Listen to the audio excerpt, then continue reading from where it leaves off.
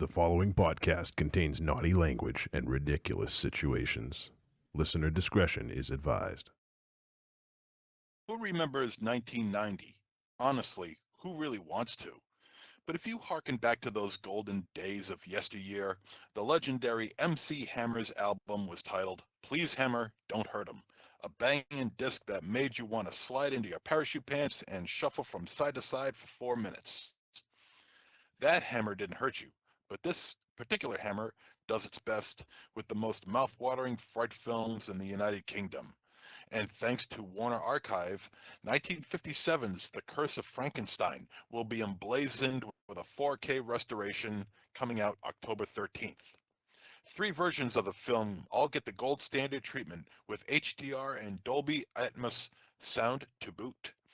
There's the US theatrical in 185:1 aspect ratio, the UK theatrical in 166:1 aspect ratio, and the UK theatrical version in 137:1 open matte ratio. There are a ton, and I mean a ton of extras. Too many to list here, so look that shit up yourselves. Peter Cushing, Hazel Court, and yes, Christopher Lee as the monster is revealed in all its striking Technicolor glory. Halloween is quickly almost upon us, and having this disc in your collection should be high on your list to enjoy a most bloodletting and horrifying holiday. And welcome to Trick or Treat Radio.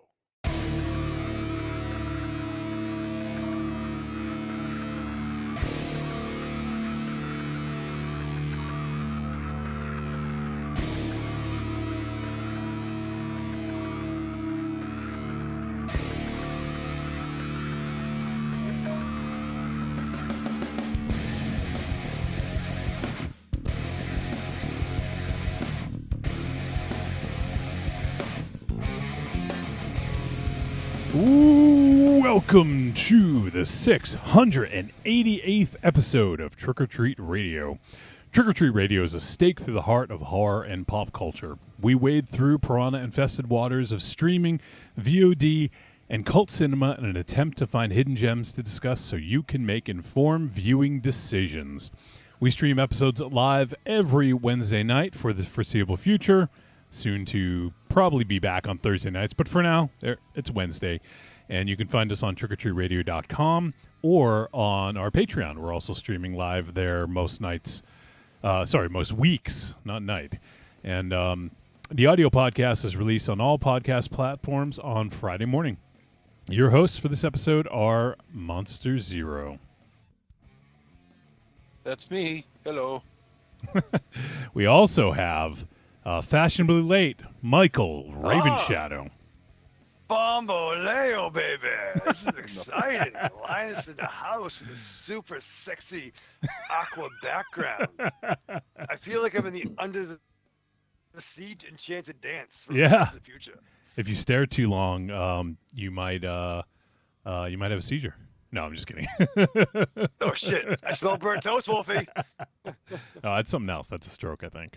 Oh shit! All right, let's go. Just keep recording. All right, we're good. So, yeah, we're joined by the vegan Prince of Wales, our buddy Linus, who is here for his Patreon takeover. What the fuck is up, Linus? Good to see you, man.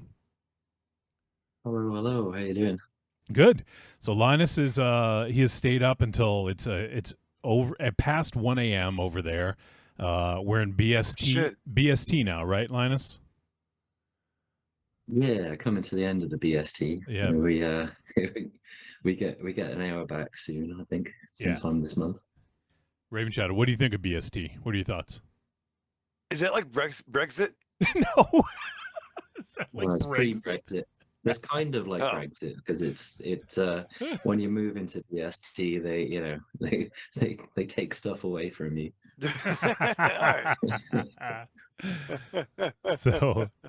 So Linus is joining us, and the movies he has selected to discuss with us this evening are The Toxic Avenger from 2025 and also Superman from 2025, directed by James Gunn.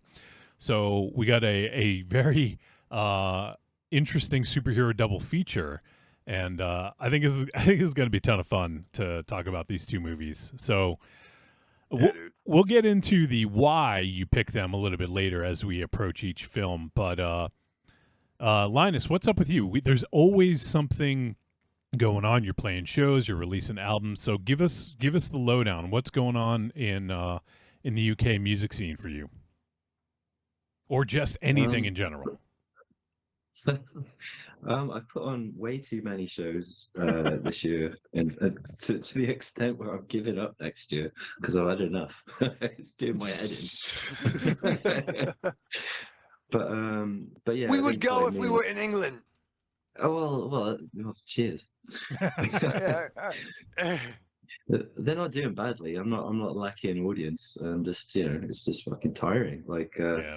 like I put out a solo album which I have here on cassette because Nice. kids like cassettes these days. Yeah, Yeah, that's a platform in I May. didn't think would ever come back, and I think I mean, it's Yeah. cool, but it's a bad decision. Well, I put that out in May, and I was like, yeah, I should do some gigs to support it. And I was like, oh no, I can't. They've got something going on like every month for the rest of the year. And is that under the name? Is it under Linus Fitness Center? Yeah, that one. Cool. I'm going on tour with the grindcore band Atomsk in France and Belgium next week. Nice. Oh shit. We got a couple of shows this weekend, one in London and one in Bristol. Yeah, I think that's all. Ravenchow, where do you want to go? You want to go to Brussels or you want to go to London? With you or with Linus? With Linus. Oh yeah. I mean, you can pick this time. I'll pick next time, bro. It's cool. You know what? I just want to go on to like a pocket universe with you and have adventures. You know what I mean? It'd be fun. Pocket universe. Yeah, just see what happens. You know what I mean? I wish we could travel by phone line like the Atom. Not a pocket universe alligator Alcatraz like in the movie. No, no. We'll get into that, my friend, my mate, My mate. my mate. I want to mate you, Lion. I'm sorry. This is great. Patreon double feature. Please We can don't. edit this out. Are you chuffed to talk about I am. Superman with Linus? Dude, I've been chuffed since fucking July of this year, dude. Don't fucking tell me, dude. They make powder for that, Yeah, you should told me back in July, asshole. Oh man, Linus, I forget. Is there's a Tomsk? Where can people find a Tomsk? I know it's on Bandcamp, but it looks like there's a. I forget what to look for. We have there's a website which is Atomsk spelt backwards because at the time when we registered it back in 2006, like spelt the front ways. It was some guy's motorcycle website, and now it's like some sort of insurance firm, I think. But yeah, so it's kcmota.com. All right. There you go. So for folks who want to find that, yeah, okay, yep, that did. I found it now. So yeah, and on Bandcamp, it's atomsk.bandcamp.com, ATOMCK, and you can go ahead and check that out. And also, is your solo stuff? Is it also on Bandcamp? Yeah, and all the various terrible streaming sites. And those two, yeah. So everyone check out Linus's stuff with Atomsk and also his solo stuff. The dude is he's got to be up there as one of the hardest working musicians in the UK, right? Yeah, not since Mick Jagger, right? Mick Jagger. Right. He's just like Mick Jagger, motherfucker. I've also been doing a lot of another thing this year as another solo project. It's just like noise and screaming. Mm-hmm. It's called Wolf Gas, but Wolf with a U. Okay. I tend to play for about 3 minutes or less until I break all my gear. The last gig I did, it's just been released on Eggy Tapes.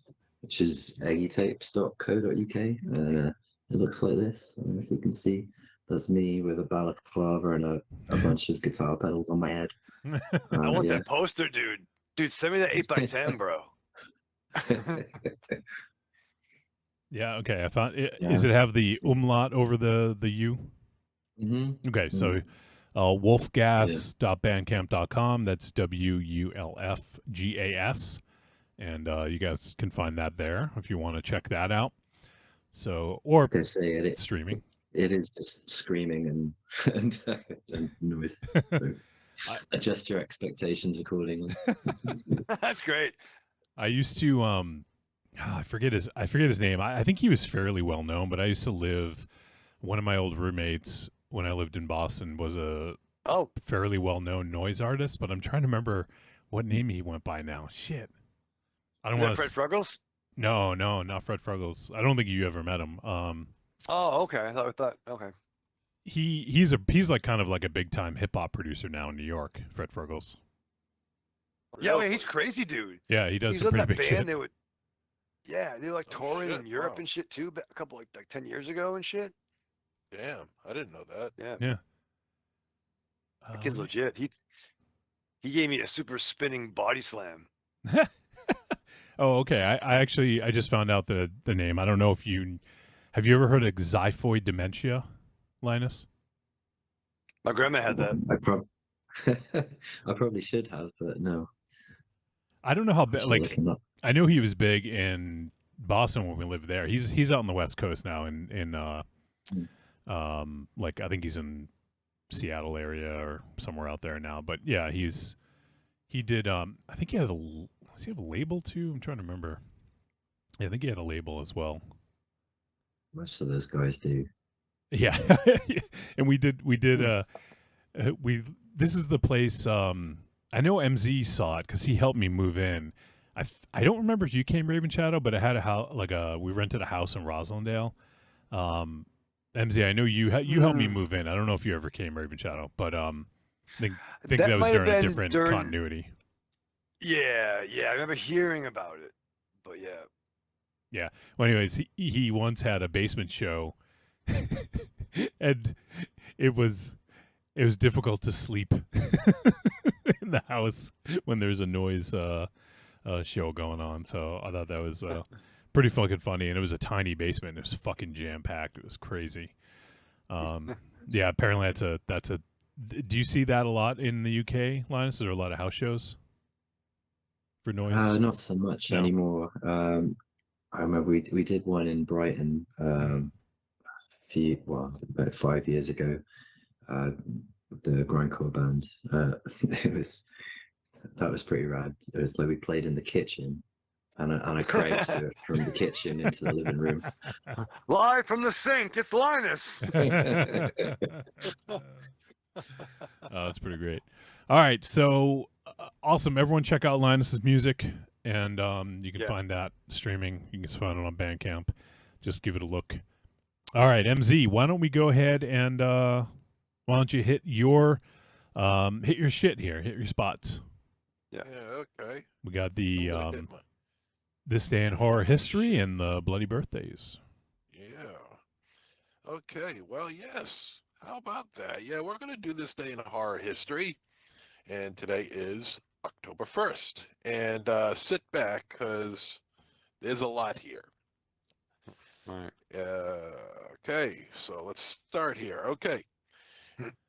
October 1st, 1946, The Brute Man was released. In 1957, two films were released, The Abominable Snowman and The Brain from Planet Arus. In 1958, Macabre. 1959, Attack of the Giant Leeches. Good movie. In 1968, the Pittsburgh premiere of Night of the Living Dead was released. Nice. 1972, Night of the Strangler. 1974, The House on Skull Mountain. Also in 1974, a TV movie was released called The Stranger Within. In 1976, Mansion of the Doomed. In 1977, Prey. In 1978, Patrick. In Oh, yeah. 1982, The Slayer. 1987, My Best Friend is a Vampire. Yeah, boy. In 1987 as well, Open House. 1993, Dark Carnival was released. Also in 1993, here we go. Things Oh, fuck. was released. Things. Oh, Fangs. No, That was things. fucking other Amityville Things. Oh. Oh. The shot on video movie. Oh, okay. We did okay. it with Blinkhorn, right? That's right. Yeah, we did with Jared Blinkhorn on the show years ago Oh, in the okay. studio back in the day. Yeah. You don't forget a movie No, like that. no, Oh, that 2002, movie. unless you're Raven Shadow. Right? Yeah, well, I have no fucking idea. he has no idea what he did 15 minutes ago. True. In 2002, 2 movies were released: Night Terror Only 2. and The Shape of Evil. 2004, Kill the Scream Queen. 2005, Jacqueline Hyde. Jacqueline? And Jacqueline. Yeah. WWE's Jacqueline. Jacqueline, yeah. Yeah, From exactly. BMS fame. In 2008, Night of the Flesh Eaters. 2009, House of the Wolfman. 2010, The Dead.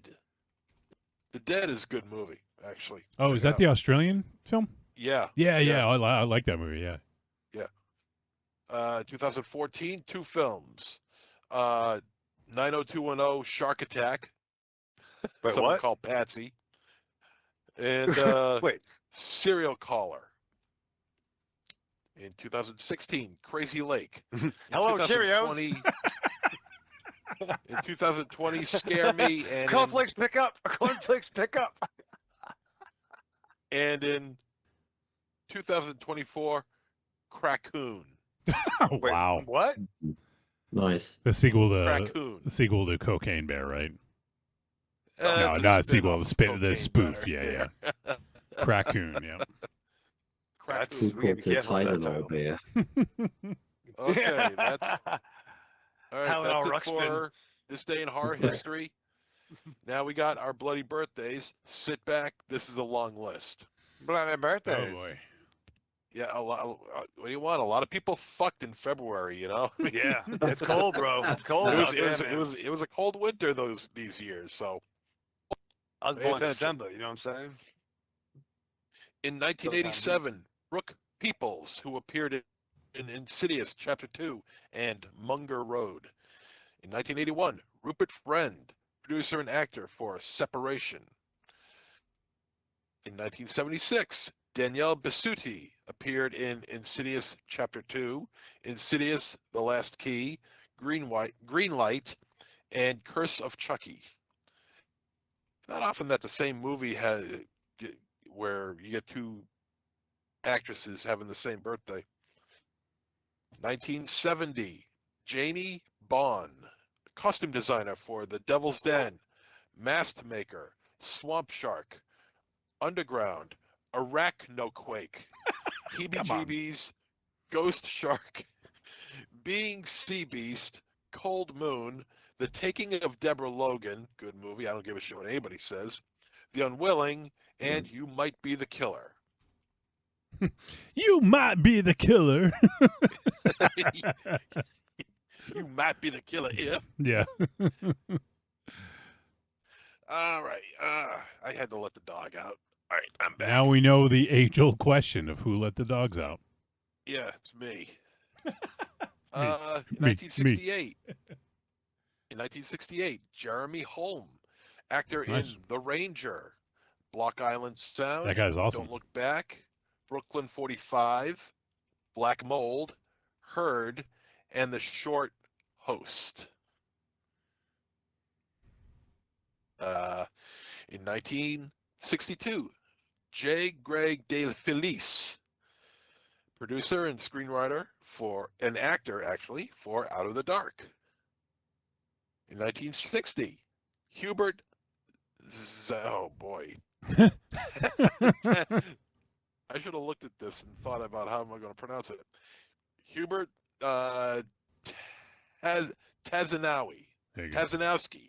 Hubert Tazanowski. There we go. Cinematographer for Death Watch and My Little Eye. In 1958, the beautiful Michelle Bauer Oh, appeared in The Tomb, Terror Night. See, you know, Terror Night, yeah. Night of the Living Babes, Sorority Babes in the Slime Ball Bolorama, Hollywood Chainsaw Hookers, Demon Warp, Nightmare Sisters, Scream Queen Hot Tub Party, amongst many, many others. And she was also a porno actress by the name of Pia Snow. Pia What's that again? Snow. Here, Pia Snow. PS Snow? Pia, as in Pia Zadora, Pia Snow. Oh, that was like PS. Oh, I would have been No. a long search. All right, Pisa. In 1950, here's a great one. Randy Quaid, who starred in The Wraith, Parents, Bugbuster, Frankenstein 1992, amongst others. It sucks when genetically you could have been Dennis Quaid. Yeah, I know, right? You know what I mean? You have to be Randy Quaid. Yeah. Imagine you living, could living your life being Randy Quaid. Jesus. No. Tell us how it's Even like. even before you went crazy, that had to have been an interesting ride. Yeah. I saw his penis. In 1945, Patty Shepard, actress in Slugs, Edge of the Axe, an interesting movie. Rest in Pieces, The Witch's Mountain, The Werewolf versus the Vampire Woman, Glass Ceiling, and Assignment Terror. In 1943, Peter Kastner appeared in Frightmare. In 1936, Leila Goldoni. Hey, Leila Goldoni, huh?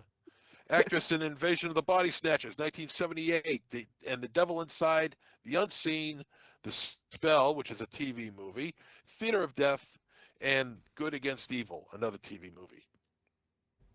1936, Stella Stevens, who starred in The Granny, The Manitou, Monster in the Closet, and Arnold. The Manitou, that movie's fucking What you talking about? crazy. You gotta see that movie. Yeah. 1935, Teruyoshi Nakano, aka Toho. Special effects for The Return of Godzilla, Frankenstein vs. Baragon, Matango, The Vampire Doll, Lake of Dracula, and Evil of Dracula. 1930, Glauco Mari, an actor in Deep Red. 1975. 1928, Lawrence Harvey appeared in Night Watch, Welcome to Arrow Beach, House of Darkness, and episodes of TV shows Alfred Hitchcock Presents and Night Gallery. 1921, James Whitmore appeared in Them and The Relic. 1914, Michael Goodliff appeared in Peeping Tom, To the Devil a Daughter, and The Gorgon. What? And finally, in 1909, Everett Sloane appeared in TV series The Twilight Zone, Alfred Hitchcock Presents, Thriller, Lights Out, and Inner Sanctum. So big, fat, happy, bloody birthday to all these people today. Yes, every single one of them are listening. I guarantee it right now. Yep. You ever like MZ, do you ever like have a slow week for these things and just make shit up? This was the Like, biggest list I've ever had. Normally like, it is a medium to small list. This is, Like- when like, I saw how much information was here, let me tell you something. I had to cut down on this day in horror history. I had to cut out about 7 or 8 titles. Give us Like, two more. Give us two. Tell us No, who shut didn't up. make this Shut fucking up. exciting list. Shut up. Well, I don't know. I cut them out.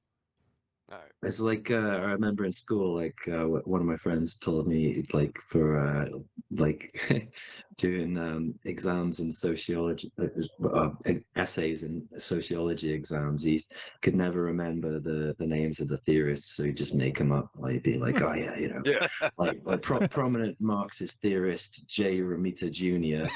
Yeah. Mr. Say, What a you know. brother.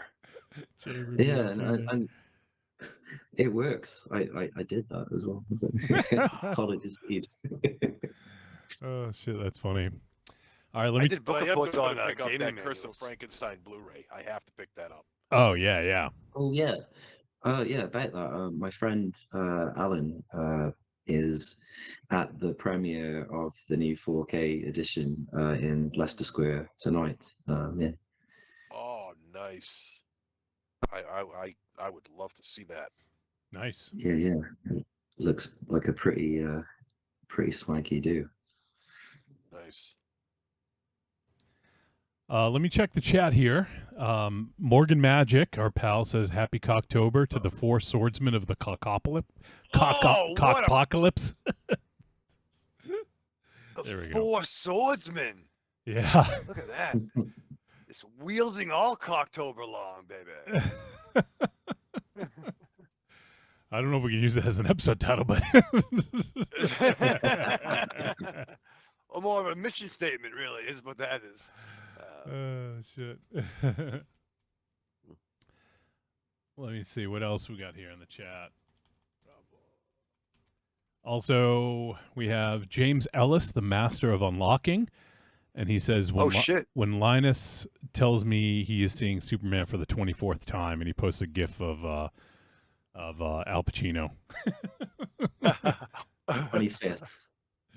25th. Oh, shit. Oh, shit. Wow. All right. Evil Corny says, Wait, what's up, guys? Hey, Linus. Hello, Corny. Corny? And Morgan Magic also, he asks, wasn't Don Amici in Crackoon? Yes, yes. And All Steve, and Steve Gutierrez. Who's that? I don't know. I thought he had to have been somebody. I took a chance. He had to have been somebody. Okay. Yeah. Friend of the show, Steve Gutierrez. Yes, of course. All right. So that's that. I think we'll do our trailer reaction, and then we should probably start to wrap stuff up because we do have two movies to talk about. There's probably a lot to say about both. So, and I'm actually really looking forward to talking about both of these movies, or at least seeing what people think. So let's see here. Let me switch over. We got the reaction. All right. So MZ recommended this one. So we'll do this one. If we get through this quick and we want to do another one, I have another one in mind that I'd like to try to do. But so yeah, we're going to check out, there's a new trailer for Frankenstein, Guillermo del Toro's Frankenstein that just dropped today. So we'll give that a look. And I know, Linus, I don't know how well you can see the screen, but hopefully you can at least see the trailer a little bit. But we'll do some live reacting. And yeah, so let's go ahead and fire this up. And let's check out some Guillermo del Toro Frankenstein. My maker told his tale. And I will tell you mine. Well, we know it's going to look fucking gorgeous, right? Yeah. And the design's going to be fucking incredible. How many fucking Frankenstein movies are coming out this fucking year? I remember Well, one's coming out next year. The trailer we watched last week is next year. No.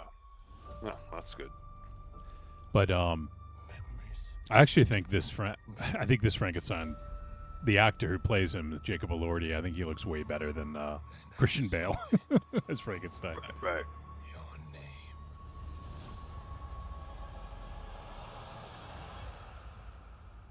Victor Frankenstein. It's Frankenstein.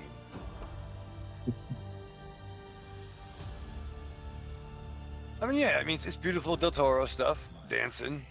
Beauty and the Beast shit. You know what I mean? Did you guys see that there's going to be a prequel to Young Frankenstein? Yeah, very Younger young Frankenstein? Very Young Frankenstein. Baby Frank. If you are not to abort, That'd be in black and white, dude. I mean, I feel like there's no one who respects like the classic monster movies more than Del Toro in terms of like directors working. So That's fair. I mean, this is gonna be beautiful, right? Yeah. I mean, it is. I mean, the trailer already looks fucking epic. Yeah. Yeah. now run. Frankenstein. It definitely has a Universal kind of vibe to it, right? Yeah. No, well, I think so. I mean, it's more. Actually, I don't know. Operatic. It doesn't. I mean, just judging from the trailer that I just saw, I would say no. I would say no. I mean, Del Toro, he has his finger on the pulse when it comes to, being a purist and things like that. And I mean, he wouldn't tackle something like this if he wasn't. But I mean, it looks good. It's definitely got that Del Toro vibe. There is some strong elements of the old Universal picture in the trailer from what I've seen. I'll save judgment for when the film comes out. But I think he's. I mean, I don't think it has that strong Universal vibe to it, like Yeah. we all know the Universal monsters to be.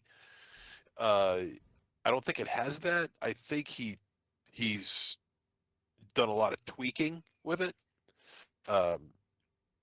But at the same time, I'm really interested to see how this comes out in the theater. Yeah, and it's only going to be in theaters for about Look- 3 weeks, and then it'll hit Netflix. Go ahead, Linus. Sorry, before I could tell on the postage stamp size. Yeah, right. It looked a lot closer to the book than the usual Frankenstein deal. And that would make sense with Del Toro. I think he'd be more true to the book. It definitely has a very epic feel to it. Like very grandiose and big. Yeah. So yeah, I think it'll be really good. I'm looking forward to it. We'll definitely be doing it on the show. In fact, it's already booked. Nice. We have someone is choosing it for their Patreon takeover. So Oh, what do they could do? I mean, What do they it could also do? feels like it. I mean, I had a hard time telling from the sound because you guys were talking over it. Oh, It's a sorry. fucking reaction video, sorry. asshole. Yeah, but you want to hear what they're saying, don't No, you? you don't. Don't give me that crap. No, Oh, you you don't don't, wanna- no. huh? No. I had the feeling that this is gonna be one of those movies that's not gonna have a whole lot of dialogue. It could be. That it's gonna rely on ambiance and tone and some action here and there, possibly. I don't know. But I don't know, it just feels like this is the kind of movie that's not gonna have all that much dialogue. It's truly one of the original gothic horror in terms of film, anyways, and even I guess literature. But I've and that's something that Del Toro loves, is that gothic horror. So I think it's going to have that really sort of gothic, grandiose, epic feel to it. So Yeah. The scope on it is looks pretty big. So, all right, cool. Anyone else have anything to say? If not, we'll just do another one real quick. Do. All right. What I figured. The scope should be. Oh, sorry. The scope should be, kind of big, I guess, because Frankie gets the monster, at least he gets around. In the book. Yeah. Yeah. Frankie Goes to Hollywood. That's where the song comes from. Well, the band. There you go. Oh, dude. That's the sequel. Frankenstein Goes to Hollywood? Yeah. Yeah. Oh man, that would be a fucking. Imagine if they had at the end like, Frankenstein will return in Frankie Goes to Hollywood. 4 people would pop, and it would be awesome. I think more than 4. Yeah. That's another $1 million idea you should put on the pile to get to straight after Giselle. Yet strangely enough, Frankie Goes to Hollywood would not be on the soundtrack. Yeah, no. Yeah. You can't get them. No. You know what I mean? Their price tag is too high. Yeah. All right. Well, let's do another postage stamp style trailer for. Yeah. Although I think everyone might have seen this one already, but I think I feel like it bears a rewatch because this is a trailer for one of the films we're going to talk about tonight, And I feel like a lot of the marketing for this film was a little off. So I thought it might be Oh, appropriate to bring up and let's play the trailer for Toxic Avenger. No, I didn't. I used fucking zigged. Thought I was going to zag? Yeah, you zigged. All right, well, let's check out. This is the trailer came out like 3 months ago. I don't think this is the original one, but so here's Toxic Avenger from 2025, directed by Macon Blair. Armed political extremists have taken hostages downtown. Somebody do something! Wait! Stop! We'll get to all of that. Just relax, okay? We'd lost Shelly a year ago. These days, it's just me and the kid. Looks great. I'll just scrape off the black part. That part's pretty good. I actually don't know if I've seen this trailer. I don't want to hurt him. Why didn't you do anything? Sometimes it's better to do nothing. It's going good. You're saying that this corporation Oh, Kevin Bacon. No, yeah. its own customers just to boost their own profit margins? Summon the nuts. Okay, summoning the nuts. I didn't want any of this.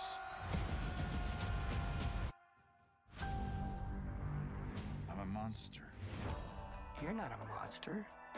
Show him your good heart. Hey, buddy, I'm your dad. What the? That scene's pretty good. I wasn't even involved. But sometimes you gotta do something.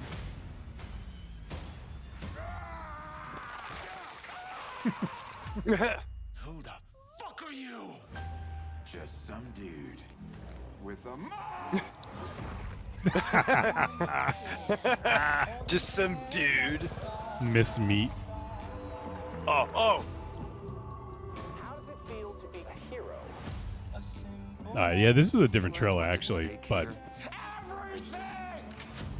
Oh, everyone. This one's just pretty much the movie. I know, yeah, exactly. Yeah. I'm glad I didn't see this one. It's why you don't fucking watch trailers. Yeah. That was just self-defense. You haven't killed anyone else, have you? See, when you say self-defense, Self-defense. Yeah, this is the fucking movie. Jesus Christ. Yeah, great, yeah. Q Buster.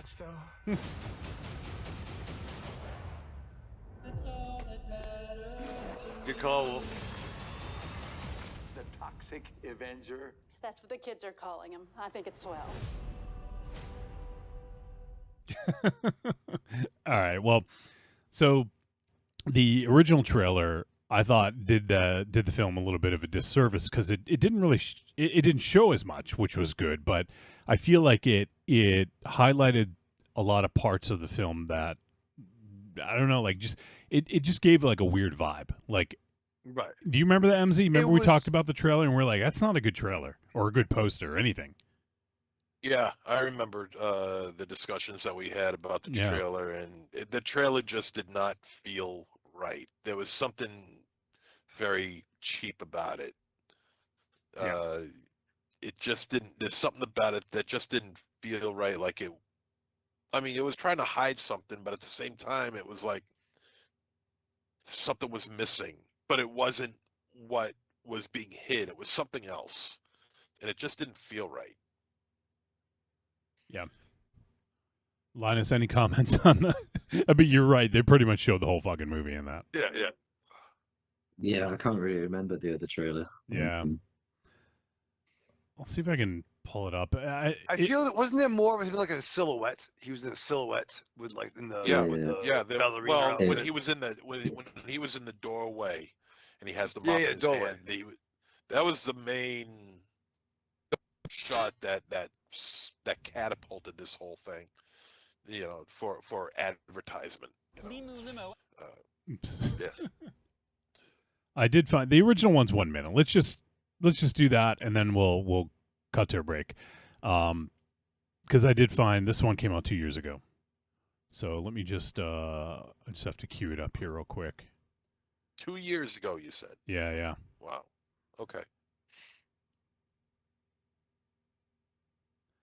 Well, 'cause this is a 2023 movie, technically, right? Yeah, I mean that's well, when the film was shot in 2021. yeah, and then it played its first festival in 23. That's why if you look on IMDb or whatever, it's going to be listed as 2023 because that's when it got its first sort of debut. But yeah, I mean technically it didn't get an official release until 2025, distribution anyways. So all right, well let's I'll go ahead and play this one. It's only a minute 16, so let's go ahead and watch this one. There are still no leads as to the identity of The freaky folk hero remains at large. Sir, what did you see last night? I heard gunshots, saw blood. Handsome fella had his arm tore off like wet bread, and the creature run off into the night. He looks like a fucked up hot dog. That part was very shocking to me. Motherfucker. Can we put that up? Anyone that may have encountered the strange. Breaking news, a group of armed extremists, the Nasty Lads, they've taken hostages at a Mistmeat Lunchatorium downtown. Let's go live. We are the Nasty Lads! We are angry!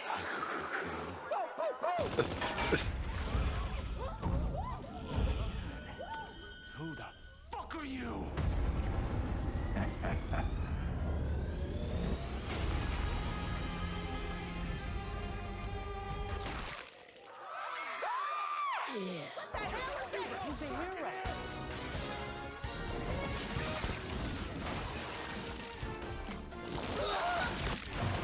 The Toxic Avenger. That's what the kids are calling him. I think it's swell.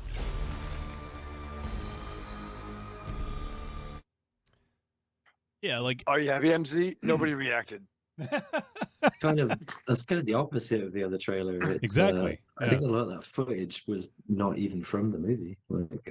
Yeah. in the Like first it part, didn't even anyway. make the final cut, or or it's just it was- promotional material. yeah, it just felt like a collage, really. Or what do you call it? A Montage? motherfucking- montage, yeah. Motherfucking montage. Yeah. Yeah, it got like it had a lot of those the news bits and it just showed some of the characters and it didn't show Toxie at all until like the very end. We got to see like the silhouette. I think that's kind of why, because it doesn't tell you anything. Which is cool. Like I like when trailers do that, but it also didn't. It just showed you like disjointed footage, you know. Yeah, right. Probably a happy medium. I do want to talk a little bit about the marketing that they had and whether it was successful or not, and like why the film was on the shelf for 2 years and all that. So I think there's a lot to discuss there. But why don't we do that? Why don't we head to a break in just a moment here, and that way we can get back and start talking about some movies. So if you guys want to support the show, you can head on over to patreon.com/trickortreatradio. And you can get your own Patreon takeover like Linus has this week or like Joshua Libre had last week. And, if you want, you can get into some of the other tiers. It starts at $2 a month and goes up from there. So go ahead and give that a look, patreon.com/trickortreatradio. And this past week, we just released our latest episode, which was about censorship, which is very much a way more important topic now than we ever imagined. So, at least in this country. So yeah, you can give that a look, and it's up on Patreon now. There's the audio version, the video version, if you're in the higher tier, and all that. So give that a look and consider supporting. And if you are on the fence or you just want to join the Patreon for free, you can do that.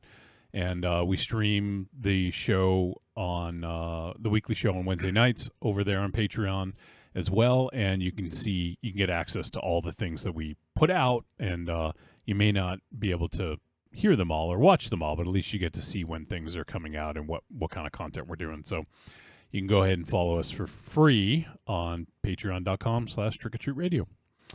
All right. And the other ways you can support if you go to trickortreatradio.com and on the front page there, just click on the Amazon logo. It's going to bring you to Amazon. Input's our affiliate link, and everything you purchase from there on out gets attributed to us. We get a little cut of it.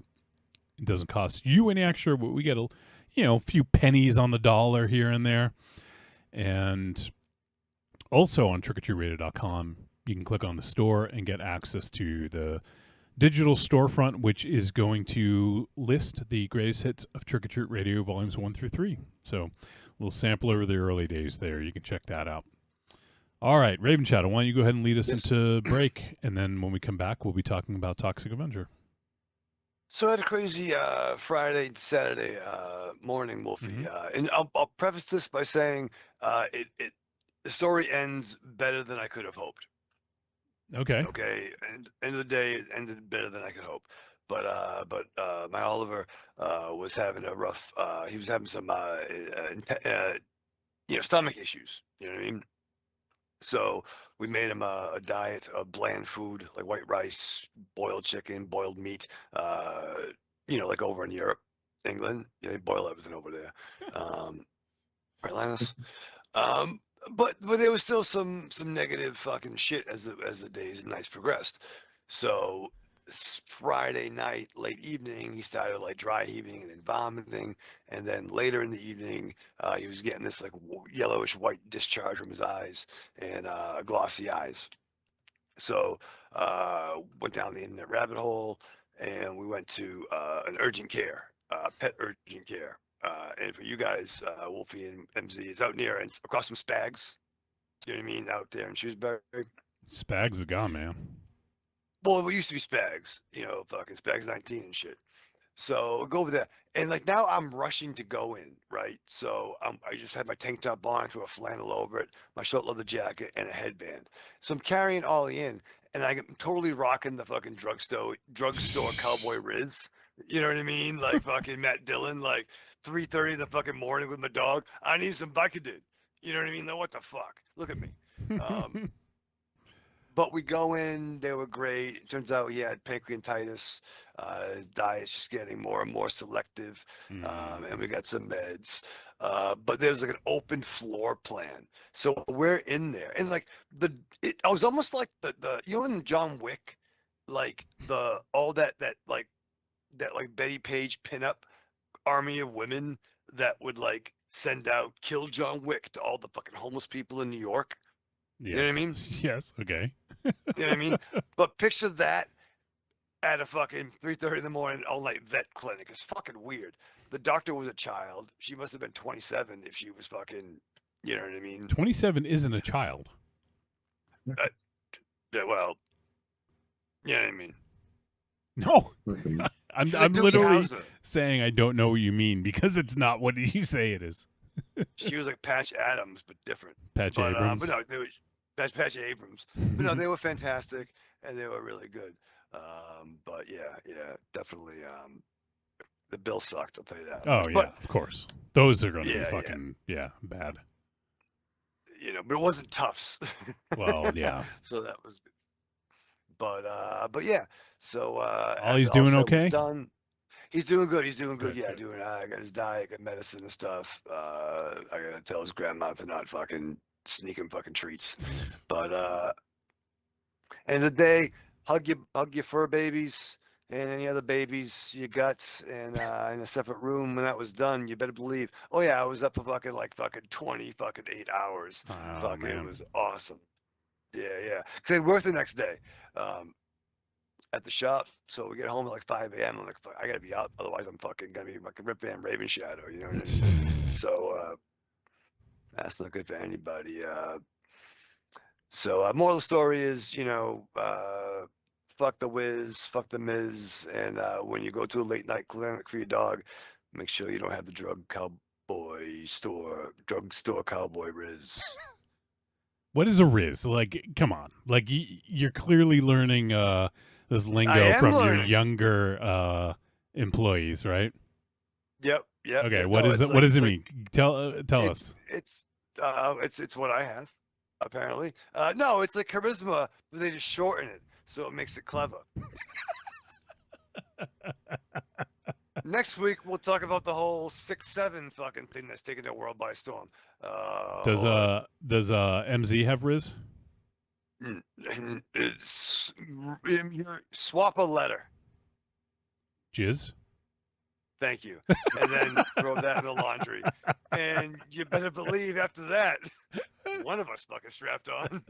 I love you. As much as I used to. Bomboleo. What's up, my noogies? This is Michael Ravenshadow from the Trick or Treat Radio podcast. All right, I'm here to talk to you about my buddies, the Mill Creeps. And I don't care if you live in Hawaii or the great state of Canada. Let me tell you something. Podcasts are the same all over the world except for the Mill Creeps. So listen, why don't you download the Mill Creep Show? But listen, turn the fans on, all right? So what I want you to do, get your fans on, turn the Hot Pockets on the microwave, turn it up to high, and download the Mill Creeps, okay? Maybe get your boys over the house. Maybe you can help you paint the deck. Maybe you can just paint each other. You know, it's crazy, it's sleazy, it's a little bit scary, and just do that. So that's what I'm doing. What am I doing? I'm putting DMX on right now, and I'm going to listen to some Mill Creeps. Download the Mill Creeps on iTunes, Stitcher Radio, or millcreeps.libsyn.com. Thank you guys for having me on. It's a blast. You guys are awesome. Thank you so much. And, you know, Trick or Treat Radio, man. That's where it's at. That's the new Fangoria Radio is Trick or Treat Radio. Don't say that. That's like, you really put us under. It's like swearing in church. I You don't know. just jinxed us. Yeah. you put a lot on our shoulders just now. Well, we can strive for You greatness. guys are awesome. Yeah, you really just are. You say got a that again great show. slowly. The following message is a paid advertisement for the Cult of Muscle podcast. The Cult of Muscle. You're either in it or you're dead. It's the dawning of a new age. The halls of Valhalla have been shuttered. The heroes of yore have either retreated to the shadows or taken to capering for the amusement of the small folk. Their past glories a distant memory. The barbells have been torn from their once puma-strong grips.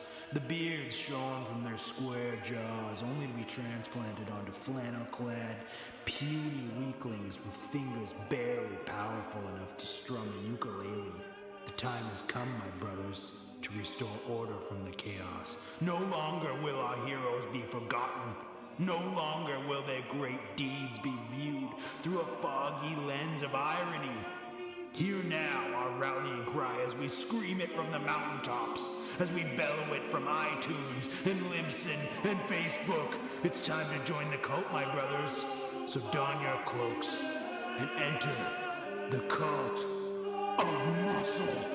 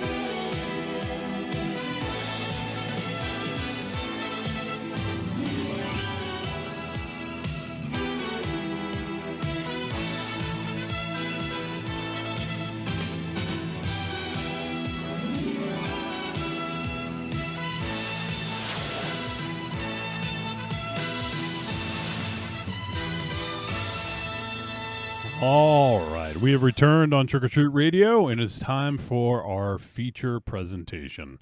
And this week's feature presentation is The Toxic Avenger from 2023. It just got a release in 2025, though. It is rated R, and it is 102 minutes, and it's, according to IMDb, considered body horror, splatter horror, action comedy, horror, sci-fi. It is directed by Macon Blair. It is written by Macon Blair, based on the original character and movie written by Lloyd Kaufman and Joe Ritter. And the film stars Peter Dinklage, Jacob Tremblay, Taylor Page, Luisa Guerrero as Toxie. She does the all the rubber suit work. We have David Yao, Annette Badland. Oh. What? Wait, that wasn't Peter Dinklage in the Toxic Avenger outfit? Dinklage? Is that what you called him? I don't know what I called him, but that wasn't the guy from Game of Thrones? He wasn't in the costume. No. That fucking burns my ass. Why? Why?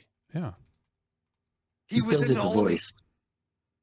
That sucks. Why? What? That changes... No. Oh yeah, but the guy that played Melvin in the original didn't play the Toxic Avenger once he was the Toxic Avenger, did he? Yeah. But they You got to pick a bone with they him? Flipped it. No, it's one. I don't want to pick a broom with him, but like, if it's one thing, like the guy that got to play fucking Steve Rogers in Captain America was different than Chris Evans. You know what I mean? That's you play the guy River Phoenix was Indiana Jones for like 5 minutes. What are you talking about? No, but they're flipping. That's stupid. That sucks. So wait. Was James Earl Jones under the suit for Darth Vader? Does that suck? It's not. It was David Prowse from Bristol. David Prowse, man. Yeah. Yeah, Clockwork Orange, David Prowse. Yeah, where I am. From a lot of other stuff, Vampire Circus. Oh, David I'm your Prowse, father. Yes. there's literally no difference between the David Prowse, James Earl Jones, Darth Vader angle than there is with this. And there's no difference. And Sebastian Shaw, if you include Return of the Jedi. Under the mask. Sebastian Shaw from the Hellfire Club? I feel we talked about this already. I thought that too. Right? Like from Chris Claremont and John Burns' epic Hellfire Club run? Yeah. Oh, yeah. You know what, guys? I think we should just be happy that he actually watched the right movie. Yeah, wait. Did you watch the new one? We're going to find out together, aren't we? So I don't understand why you have such a problem with this. It happens all the time. Nope. Burns my ass. Is it a gender thing? Is it because a woman was playing the role? No. Well, he didn't even know. I don't think he even realized that. No, I literally thought I was like, Peter Dinklage is awesome in this. Doesn't do you think David Cornsweet did all the stunts? Yeah. He's from Krypton. How do you feel about that? Stunt people. When the stunt person does the scenes. Wolfie, you're not going to get an actual answer out of this guy. I don't know why you continue doing this to us. Because you because the wonderful things he does. No, it all involves percentages, Wolfie. You know what I mean? No. And if your percentage of the fucking, you know what I mean, is less than the motherfucker who was more than less than your name should what the fuck? The motherfucker. What are you talking about? Holy shit! All right, we're gonna get to this movie. MZ's gonna fucking flip out if I don't move. We're all grieving. Yeah. Your brain are mashed potatoes right now. Well, let's. All right, so let me continue with the cast. Fine, go this fucking fraud of a fucking movie. Annette Badland, who. It's funny, I recognized her, and I'm like, where did I fucking know her from? She's in Ted Lasso, for anyone who's seen that. She's the pub owner that Ted always goes to. Also has Sunil Patel, Margot Cargill, and Sean Dooley, Rebecca O'Mara.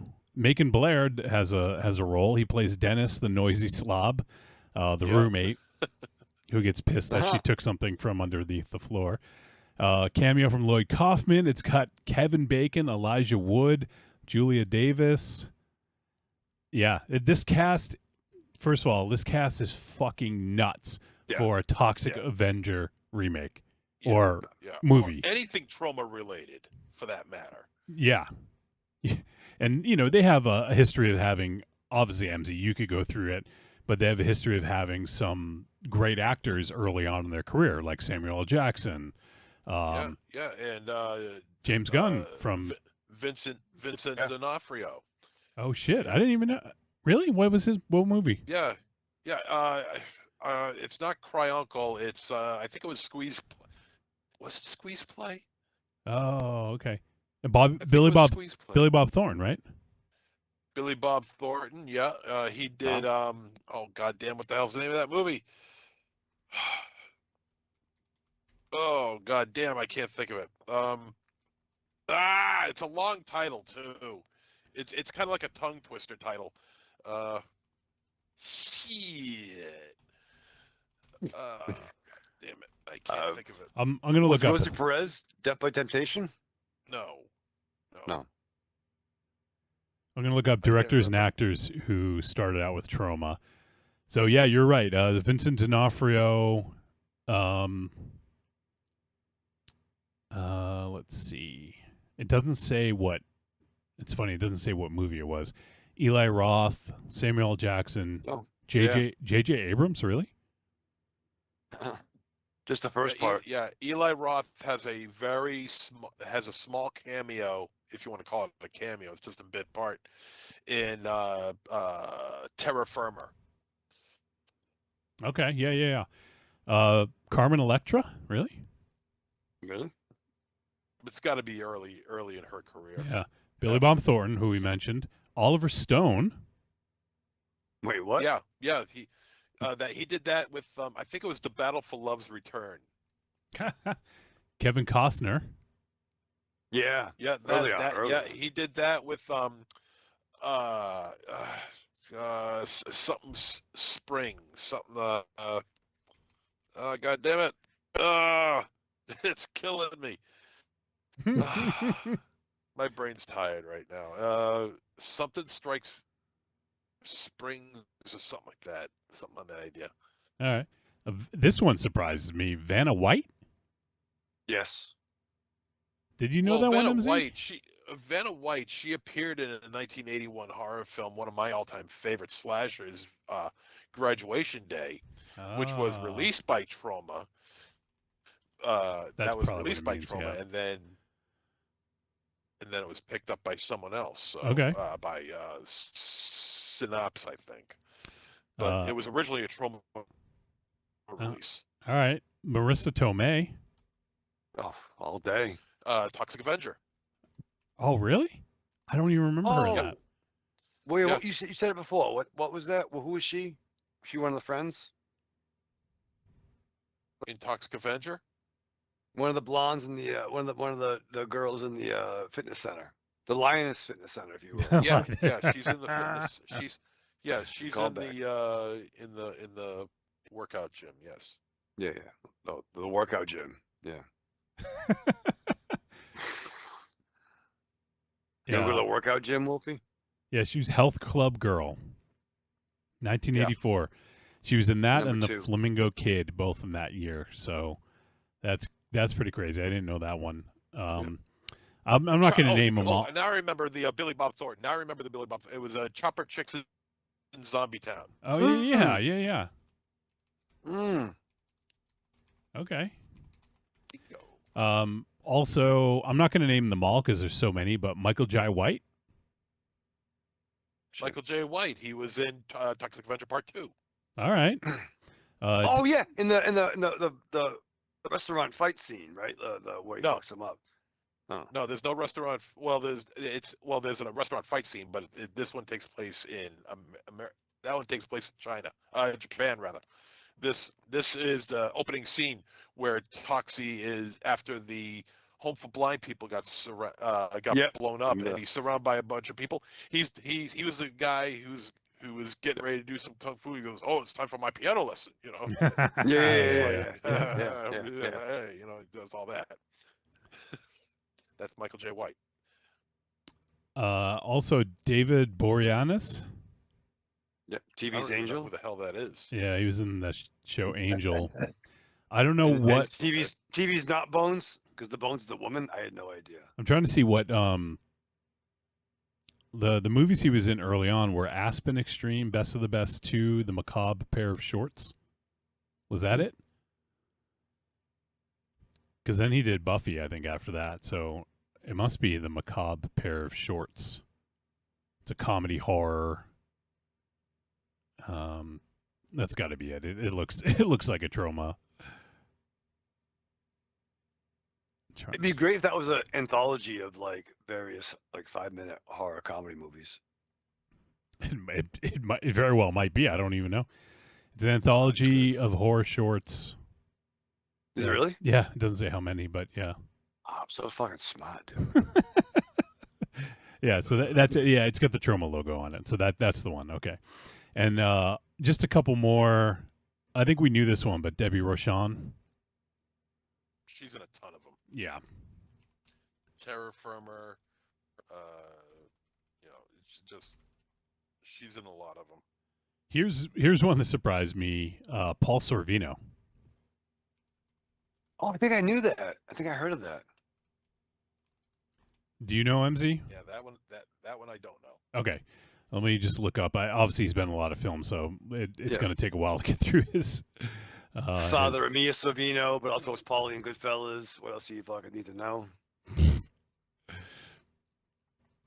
Let's see. So here's some of his early work. When did Troma start? Was it late 70s? 1973, I think, or 72. Oh, wow. Okay. Somewhere around there. He was in, so I'm going to name some of his early movies. The Panic in Needle Park, Cry Uncle, Made for Each Other. Cry Uncle. Is that it? Cry Uncle. Yep. 1971. His third movie. 71. Okay. All right. Oh, shit. Wow. Directed by John G. Avildsen. Yeah, same guy who directed Rocky. Oh, yeah. Holy shit. That's why I knew the name. Yeah. Oh, shit. And The Karate Kid. Yeah, that's right. Oh, yeah. You heard the Jericho podcast where his son was on, right? Raven Shadow? Yeah. Oh, yeah, shit. That's crazy. Okay, so that's a pretty good list. So a lot of people got their start in Troma. And so I don't even know where we're going with this, but I just know a lot of people got their start there, and it was one of the first independent studios in the world, or at least in this country, it made a name for itself. It was never a huge company, but it had a brand, right? You came to expect something from Troma. And they kind of kicked that. I mean, I guess maybe Universal started that off. I guess callback, but like you knew Universal was on the title. You knew Troma on the title. You knew Full Moon on the title. You knew what you were getting. Yeah. And I think for a certain generation, Troma definitely certainly kicked that off. Yep. So. I would say we all grew up with a lot of different Troma films. Like, even if you want to talk about Trey Parker, Matt Stone, Cannibal the Musical. Right. We can also talk about Astron 6 with Father's Day. There's a lot of really great filmmakers that got their start with Troma, whether Troma, funded it or just picked up and distributed it. So, but yeah, so Troma is obviously kind of an independent institution, and Lloyd Kaufman is I guess you could say a self-made man, but he's also like a great self-promoter, and a little bit of a carny as well. But he means carny well. As fuck, right? He's carny as fuck. He's not Charles Band though. He's the Stan Lee of independent exploitation pictures. Yeah. That's fair. Yeah, good call. He's not Charles Band, but he definitely has a gimmick, and he sticks to it. And I've known, we know people that knew him fairly well, right? And there's some stories out there. I'm not going to talk about the stories where maybe he's a little. I'm not going to say shady, but like he kind of lives the gimmick a little bit. But I think it's a little over the top as well. Sure. So, but it's got to be something about that guy that knows talent. Almost, I mean, he's kind of also too a modern day Roger Corman, right? Like, sure. How many people came out of the Corman's factory? Like the Heart Dojo, Roger Corman. Fucking Troma, like, He gives people opportunity, Yeah. and they can do whatever they want with it. Right. Not much opportunity because you sort of know what you're getting into. Like we all know someone that was in a trauma film that lived like on set for weeks or months, and A long time. yeah, and A they long time, only actually. they only got paid in like cheese sandwiches. You know, like they can't pay you. You have to just love the craft of making movies, and that's kind of what it is. It's just like passion project of you get to be in a fucking trauma movie.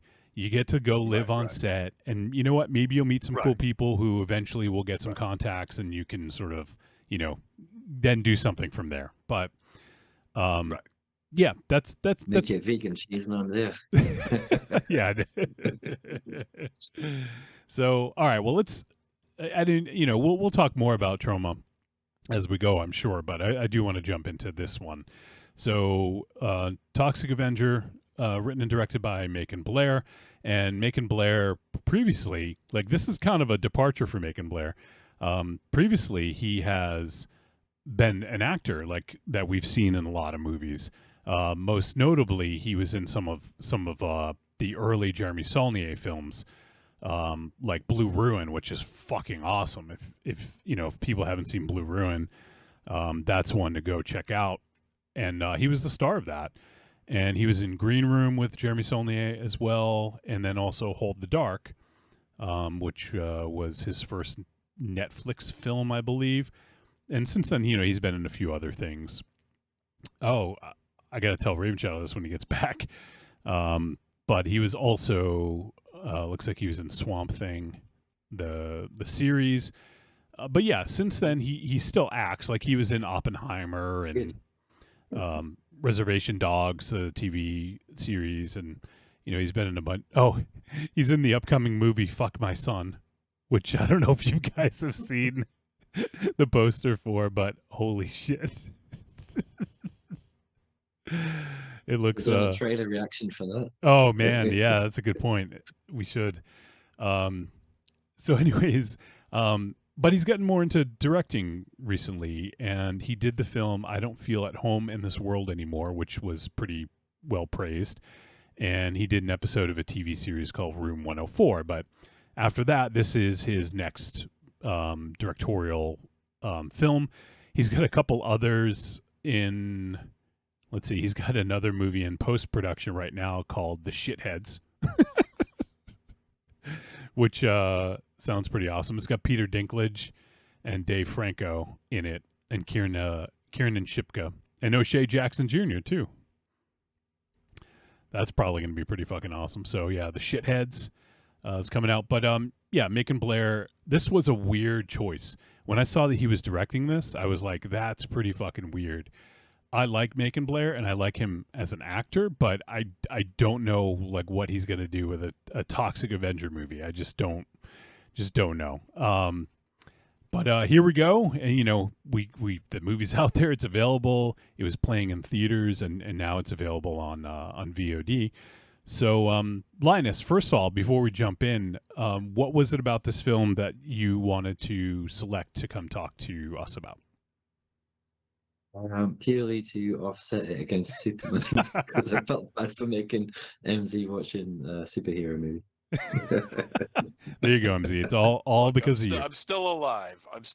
I haven't killed myself, so not yet. Yeah. Well, you know, the night is young. Yeah, exactly. Shit. All right, so let's get some first impressions then. And MZ, why don't you lead us off? First impression of the Toxic Avenger. Okay. Well, when I first heard about the remake of the Toxic Avenger and its, you know, the potential of one, I'm like, well, this completely belies everything that Lloyd Kaufman believed in. Independent cinema made with independent dollars, with a majority of non-actors, with no producers looming overhead, you know, telling him what to do, telling him to move faster, telling him to, you know, do whatever he needs to do to get the job done and within a certain amount of time to get it done and under budget. That's his job. And so when I first heard about this, it's like, well, this, like I said, this completely belies everything that Lloyd believes in. So I didn't know what to think. And, for the longest time, we haven't seen anything. Then I finally see the trailer, and I'm like, oh boy, this looks bad. Saw a Red trailer. Oh boy, this looks. I'm not feeling it. Then I saw a trailer that had Elijah Wood in it, putting praise on it. And to me, it didn't feel like he was heaping, like it was a promotional thing. To me, it felt like he was actually genuinely enjoying the film and knowing the kind of films that guy produces. Cooties, The Greasy Strangler, which I champion whenever I get the chance. I mean, this is a guy who gets independent cinema just as much as Lloyd does. And so if he feels that strongly about it, maybe there's something that I'm missing. So now we finally get to see the film, and it's an interesting take on the Toxic Avenger story. There are a lot of changes, and there are some things that they've kept very trauma-like. And it was in those areas that I chuckled, and I found myself having a good time with it. I'll get into that as we talk more. But the changes that they did make, and the subtle nods, I guess you could say, it made me wonder, why is this even called the Toxic Avenger? It carries itself in a way that it wants to be the Toxic Avenger, but it's trying to be its own thing. And Toxic Avenger is a very specific character. A wimpy guy ends up in a barrel of toxic waste. He gets superhuman powers and becomes the Toxic Avenger and fights crime with his mop, while wearing a pink tutu. Yep. And, simple, stupid, funny, entertaining shit.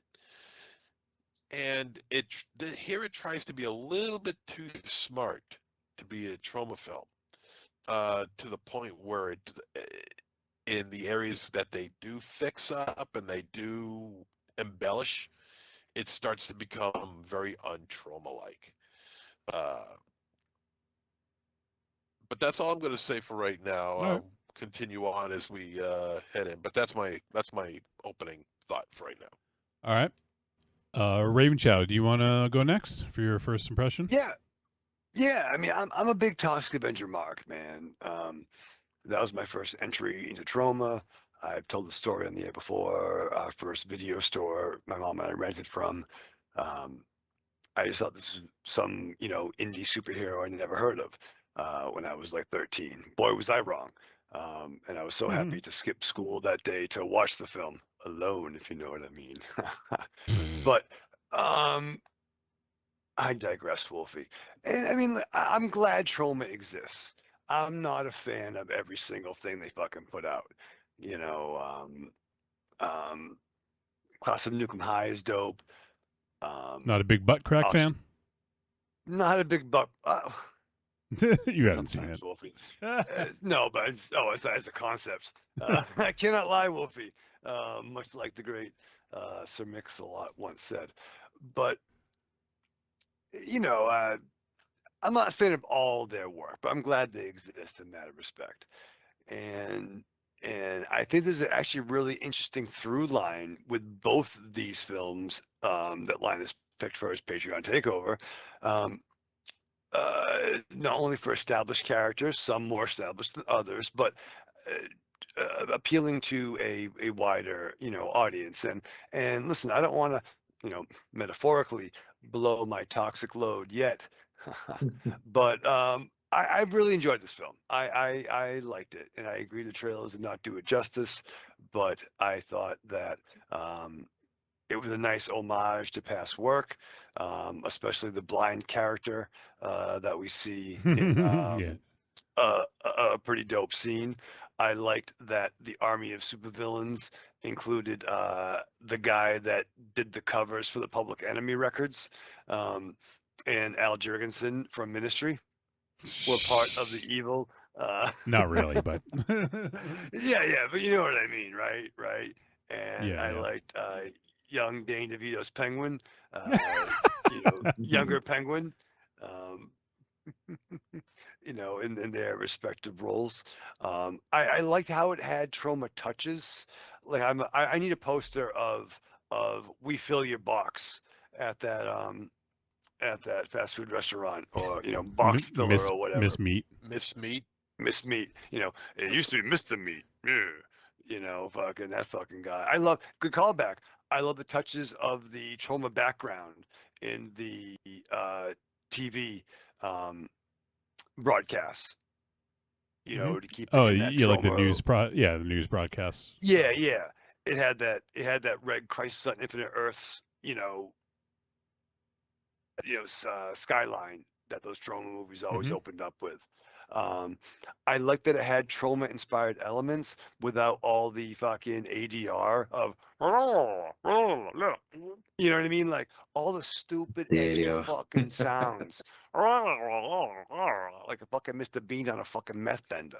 Fucking stop it, fucking. And I thought the set pieces were great. I have the struggle with the CGI, but I think in the context of the world they built, I was into it. So I'm looking forward to discuss further. All right, Linus, how about you? Did you just see this the once in the theater, or had you get a chance to see it again? No, I rewatched it today. Okay, and, cool. Yeah. Without giving the game away, I liked it more on a rewatch. I don't know, like, just whenever I go see a film at the cinema these days, a certain other film we may be discussing tonight aside, I'm just not having the best time, and I don't know, like, so yeah, but so yeah, this grew on me today, but I don't know, I do sort of similar to what MZ had been saying. I kind of like, like wonder, well, sort of wonder who this is for to a degree, because it's kind of like, it's kind of not, I mean, it has to be not as trauma, but it's also kind of not trauma enough in some cases to sort of justify its existence to a degree. But yeah, yeah, it was one of the films I saw this year. I love that catchphrase. Yeah. All right. For me, I mean, I can agree with you guys. Like, who is this for? And that might have been why I was in, sort of limbo for 2 years, because maybe people were like, well, hey, this is a good movie, but who do we market this towards? Like, this isn't the trauma audience, because it's a little bit more highbrow in some ways. Although, trauma has had its moments of, having some socio-political commentary, and, this one definitely does a little bit more of that than your typical trauma. And I think it has heart as well. Like there's some moments of, it's sort of a emotion, and you kind of feel for some of the characters in this, and but also it is like in the spirit of trauma. There is some cartoon violence in this that is just ridiculous, and when I say ridiculous, I just mean like you don't see in most movies these days, like arms getting torn off and like faces getting ripped off, and just all kinds of gratuitous cartoon violence, which I gotta say I loved, because that's, to me, that's what, if you're making a trauma inspired movie or you're making a remake of a trauma property, you kind of need, that's like bare minimum, right? You need to have some level of gratuitous violence, and that it had that in spades.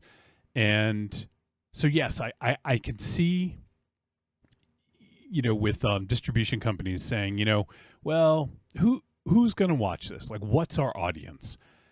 Right. I'm actually kind of amazed it got a theatrical release still, because that, to me, it didn't do well in the theaters, I will say, but I'm kind of amazed that it got a theatrical release, because this is more of a midnight movie thing. This isn't, Sure. You go to a fucking matinee at 3 p.m. or whatever, with your parents, your mom, your dad, whatever, grandma, grandpa. No.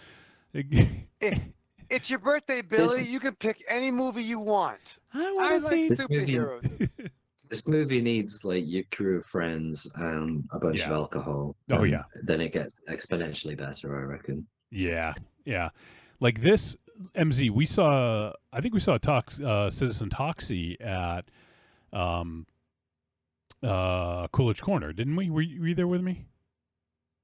I believe I was. Yeah. As a matter of fact, yes, Yeah. I was. So, like, when that came out, we went and saw that. Like, that's where I'd like to see this. I would love to see this with a fucking audience, midnight movie, selling alcohol and, whatever. Like, that's the setting that you want to see this in if you go to a theater. You don't go to a fucking, AMC, Regal, whatever the fuck, and go see it, while you walk by posters of all the upcoming movies. Right. Fucking Endgame 3, fucking Avatar, fucking The Uprising. Avatar? Avatar. Yeah. What's Avatar? James Cameron will sue us. It's not the movie to go and see on your own where like, I'm going to pick this for a podcast and have thoughts about it. Right. Like this would be dope at the Elm for you guys, with the wooden seats, the fucking beer, the cheap popcorn, the fucking, when you could smoke in there back in the day like a grown up. That'd be killer. Yeah. So I get all that, but I gotta say, I watched this morning at 8 a.m. and I had a fucking blast. I was like trying not to laugh out loud to wake up Ozzy and Tanya, and there was a couple times that I did laugh out loud. And this, I feel like this was in the hands of someone who respected the source material, but took it in a different direction. And I agree, MZ. I mean, you kind of have to call it the Toxic Avenger if you want people to go see it based on, this is, in that world. It's not a remake, though. I would not call this a remake because I guess you have to, but it's not the same story. It's someone gets, it's like The Crow without Eric Draven, right? We could call it's the opposite of The Crow with fucking Skarsgård. You know what I mean? Like it's that it's more like Alan Scott to Hal Jordan. Sure. Yeah. So, but yeah, like go ahead, Linus. To Raven Shadow's analogy, the Toxic Avenger, he wasn't Melvin, but Kevin Smith, he did at one point tell someone not to call him Bozo anymore.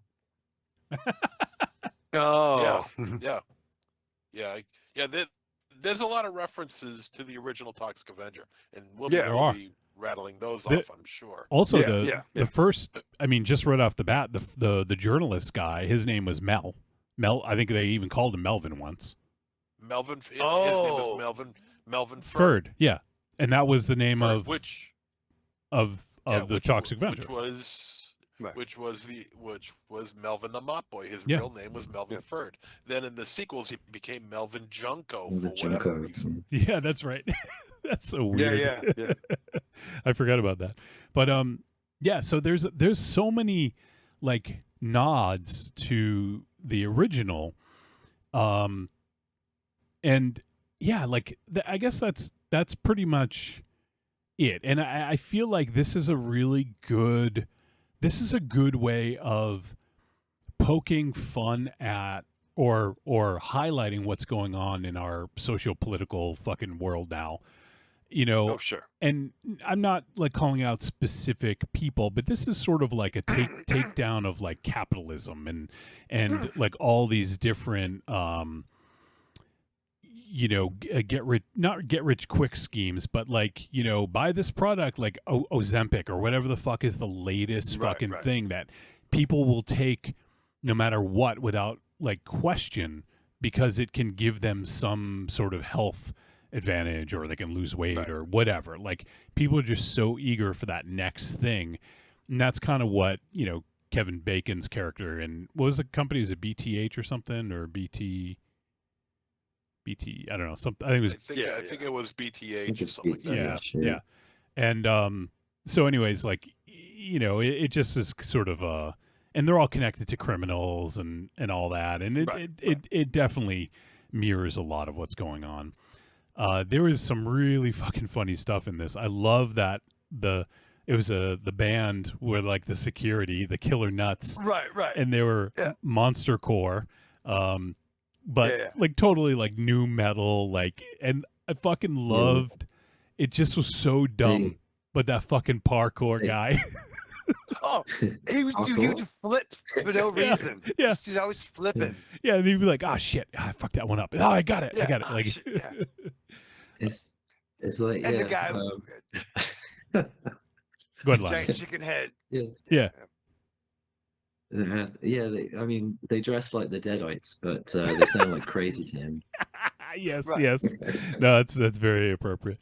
Yeah, and it just I just thought it had such good levity, like, and Elijah Wood's character, like, he had some fucking amazing lines. One of my favorites, and it was actually in the trailer that we watched. He's like, "Summon the nuts."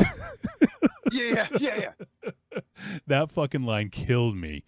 He had a couple really good ones. Oh, and there's the girthening.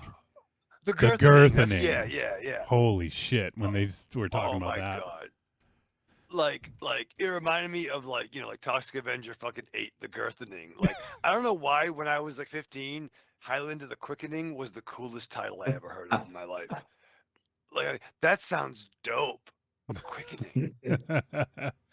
So, piece of shit film. You know what I mean? Well, I've said way too much about my first impression, so let's just get into discussion about this. MZ, is there somewhere you want to go specifically with this first? God. Oh shit! Who the fuck know now? Let's see. Well, let's see here. Well, all right. All right. I do like the opening narration. I do like. Yeah, it was funny. I thought so. Because Dinklage lays out the groundwork for, you know, what his life was like before and what it turned out to be like after turning into a hideously deformed creature of superhuman strength, not so much superhuman size. Right.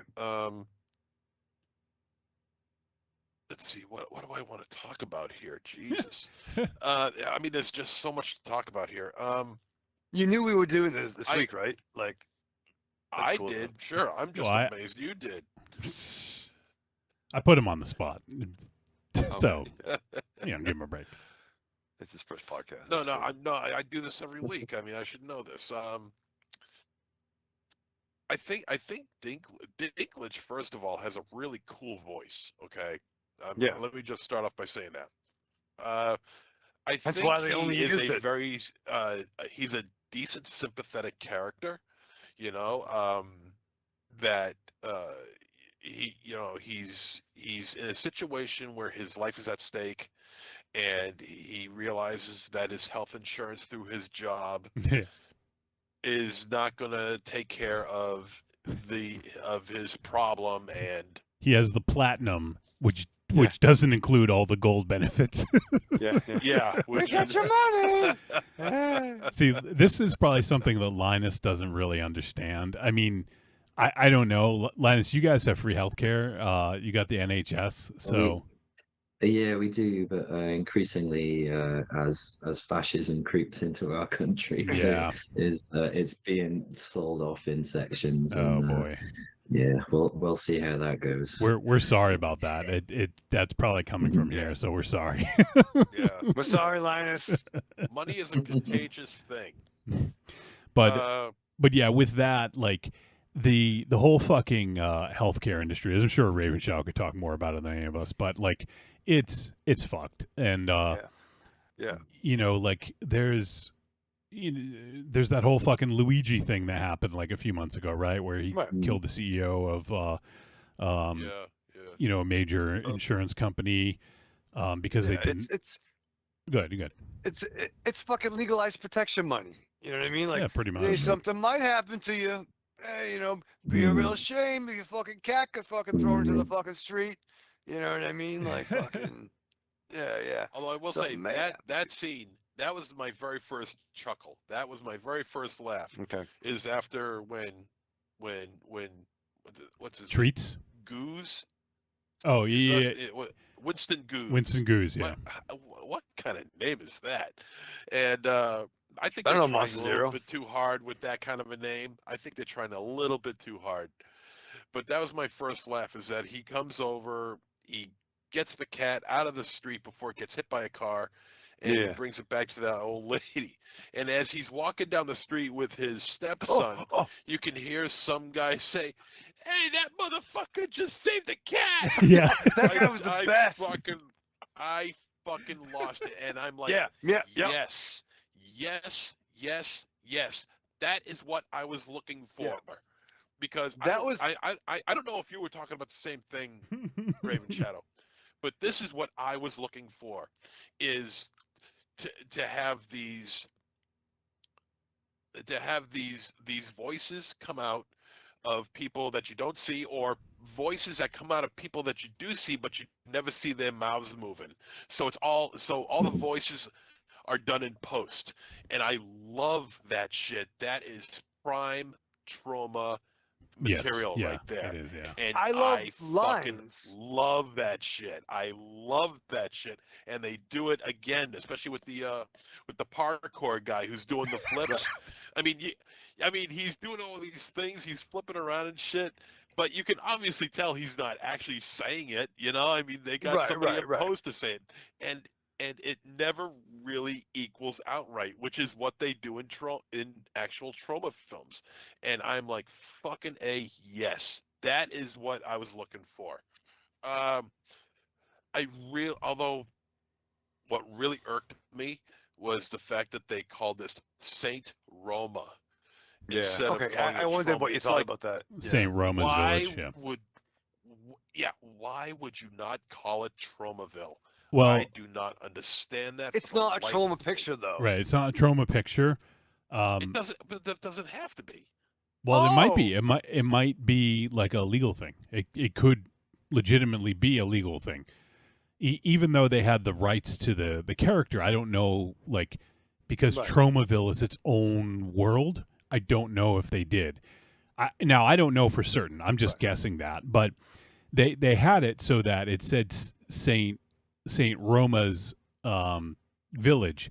But then if you looked at it in the right way, it said Tromaville. You know, because some of the letters were falling off and stuff. So they got around it. So I don't know if it was a legal thing or not. I don't see how it could be illegal. If you got the rights to the Toxic Avenger, you got the rights to Tromaville. Not necessarily. No. I mean, Tromaville appeared in fucking Father's Day. Yeah, hold on, MZ. Be too picky with.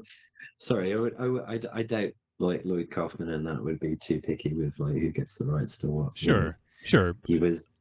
A few years ago, he put in all his films on YouTube and advocated people just pirate them. Yeah, he uses shit. But there was Tromaville is in Father's Day, for Christ's sake. So yeah, well, think of it like this. Think of it like I know you're not a big Marvel fan at all, but like Sony had the rights to Spider-Man, but but they did not have the other characters, or like could they even use parts of the other Marvel universe? Right, Raven Shadow? Yeah, go ahead. Can I take it one step further? Sure. Is in the early aughts, as people say, nobody I know, but I guess Wolfie does. The aughts, Brian Michael Bendis in his first round of Ultimate Spider-Man was doing a storyline in that book where Spider-Man got a movie, and Marvel had to pay Sony to use the rights to say Spider-Man the movie in their own comic book. Yeah, so I'm guessing it's a rights issue because I think Macon Blair would have had to say Tromaville if he could have. Like he's paying homage to other things. Like I feel like there had to have been some reason. I'll try to look it up and see if I can find out. But I think you'd be more mad if it said Tromaville and didn't have all the fucking poop and the pee associated with Troma films. You know what I mean? Yeah, but you got the one guy that made Troma. But it's Toxic not Avenger. Troma. It's like there's ECW and there's WWE's ECW. And there's also New Chem High. Like chem as in like chemical. Yeah. Yeah, That's as opposed actually a great to title. Instead of Nukem High. That's a great title. Yeah, but that's just referential. I mean, that's a play on words. Right, but that's what St. Roma's Village is. It's a play on words. I didn't like it. I didn't like it. All right. Everyone go home. I didn't like the idea of being called St. Roma's Village. I mean, that's just it. Yep. Refund Linus's money. It's a quid. Yeah. What did I miss? MZ doesn't like St. Roma's Village, so Raven shall say he should ask for his money back from you. Yep. Everybody go home. MZ fucked it up for everybody. So, I mean, I'll try to look it up and see if I can find out why, but, it could be a rights issue or it could just be that he just wanted to set it in a different world so that he didn't have to reference even more things. I don't know. Well, it was certainly set in a different world. The film was made in Bulgaria, for Christ's sakes. The same It's place true, where they yeah. made the Texas Chainsaw Massacre film for Netflix. It actually had some people from that, which I thought was interesting. I wonder if they shot it at the same time because it had some people from the that Chainsaw movie. I've been to Bulgaria. It's really nice. Yeah. Really? Yeah, amazing beaches. Really? Very It's not far to reach. We can hitch a ride to Bulgaria Beach. very cheap booze as well. Oh, apparently there's. I didn't even know this. This is came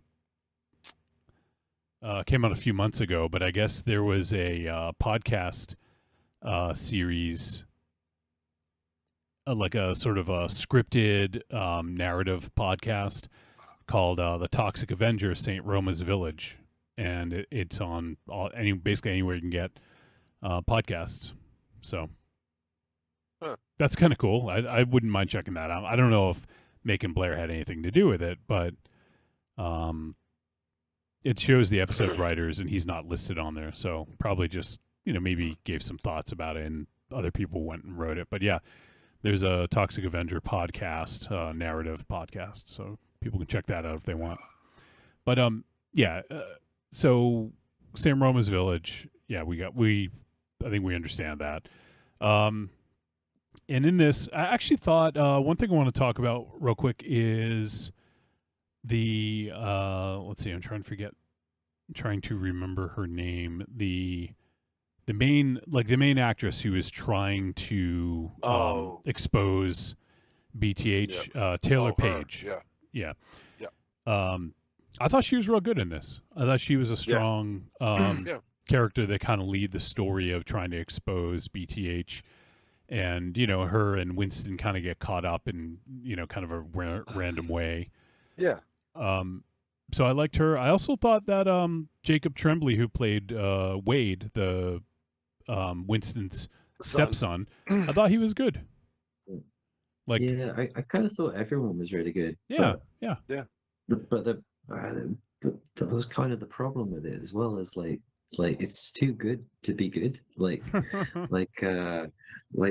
on, there's I first saw the original Toxic Avenger after reading a review in this book here, which I believe MZ has. Hey, yeah. Oh, yeah. Oh shit. And they, I'm using that for my 31 Days of Horror. And I picked out, he's got his right Slime there. People today. It was fucking terrible. But yeah, they described it as just like somehow it all works despite seeming like it was edited with a steak knife and a stapler. It's page 294 if you're looking for it. What's the name of the book? Slime Time. Slime Time. Okay. A guide to sleazy, mindless movies from Stephen Pochowski. Nice. Yeah, it's great stuff from 2002.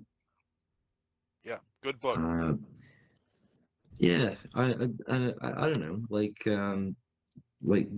this film's like good, and everyone's good.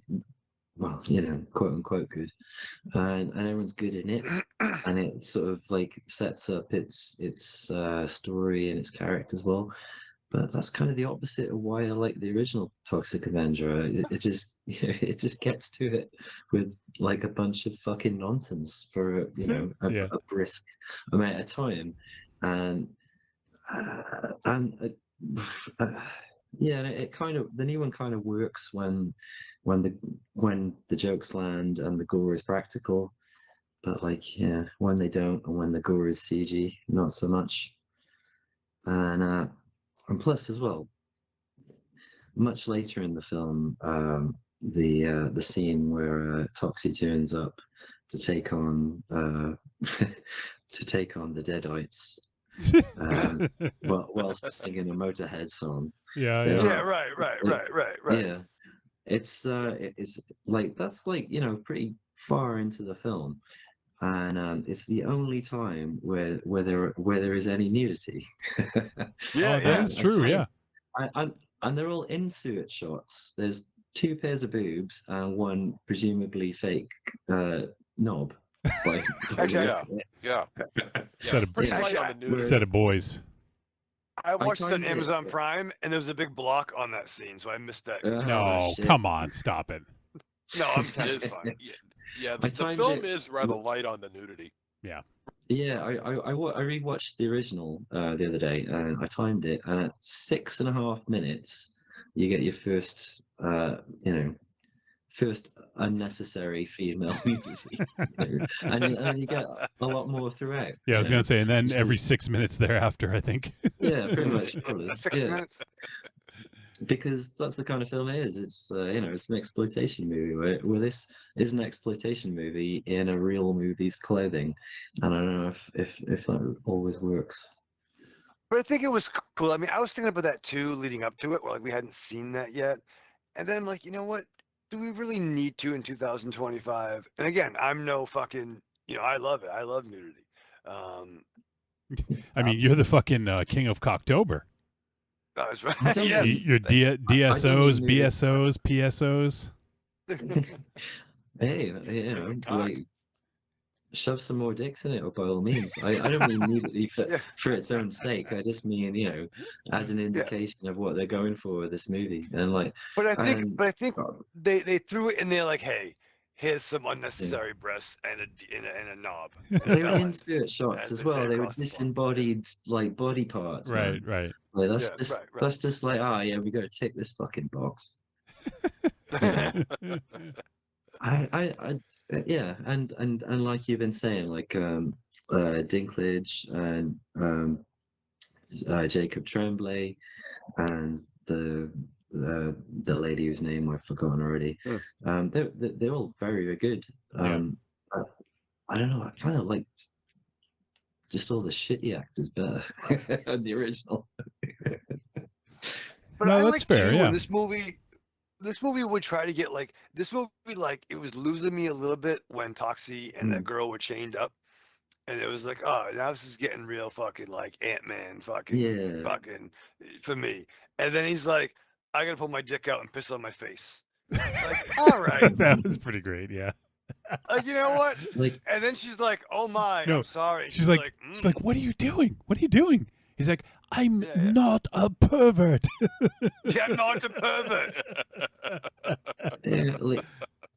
and like the villains in this, that they have more character and more of a plan, whereas in the original, it's just like it's just an evil mayor, and the chief of police is a Nazi just because it's funny. Right. Well, it's Somerville.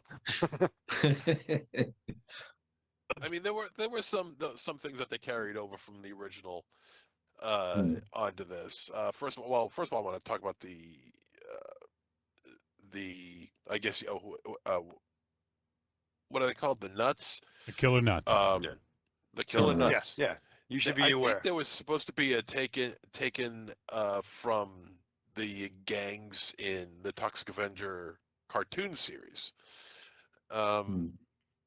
There Toxic Crusaders. In the city, you see in the city lights, you see a neon sign that says Bell Goody bail bonds. And Bell Goody was named after Mayor Peter Bell Goody from the original Toxic Avenger, played by R.L. Ryan. So there's a carryover for that. I was really hoping that there would be somebody from the first film to make it into this one. Yeah. I was hoping maybe Mark Torgl or Rick Collins would have made it. Neither one of them, nobody made it into the film, which really disappointed me. We only had Lloyd. Who has a small cameo for about a minute. At the very end. Of the film. and not in a very inspired scene either. It really had almost nothing to do with anything that was going on. I feel like his character might have been better utilized in that Killer Nuts fight scene, or something like that. Yeah. Let's see. I mean, I like the Winston Goose character. He's a nice guy. He's well-meaning and everything like that. He wants to do well for his stepson. He's just being screwed over by corporate dickheads. Hey, who hasn't been, right? So he's definitely every man. He's the person that we can all relate to, right? And let's see. I think the transformation that he goes through was a little bit too, what you would say, maybe too Wizard of Oz-ish. It was just a bunch of close-ups and rotating cameras with funny faces and backlighting. Just a very simple way of going about making a transformation from human to the Toxic Avenger.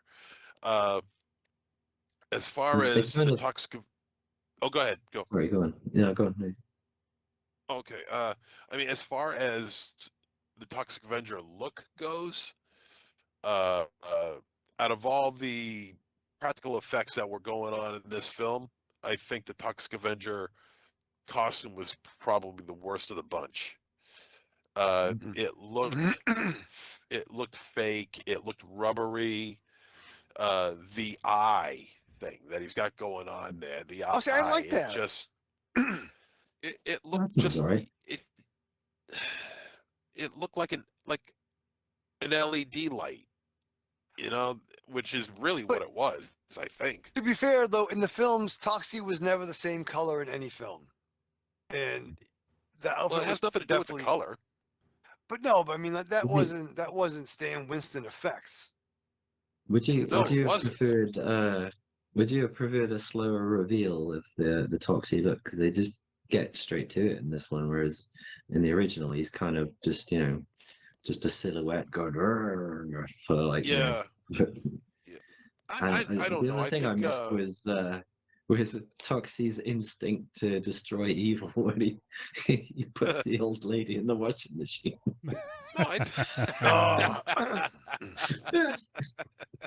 She's operating as slavery. Mrs. Haskell, people aren't supposed to be riding in there. See, like nothing made me chuckle quite to the extent that did in the original. Yeah. Right. How are the boys? Oh, my boys are such terrorists, especially Scotty.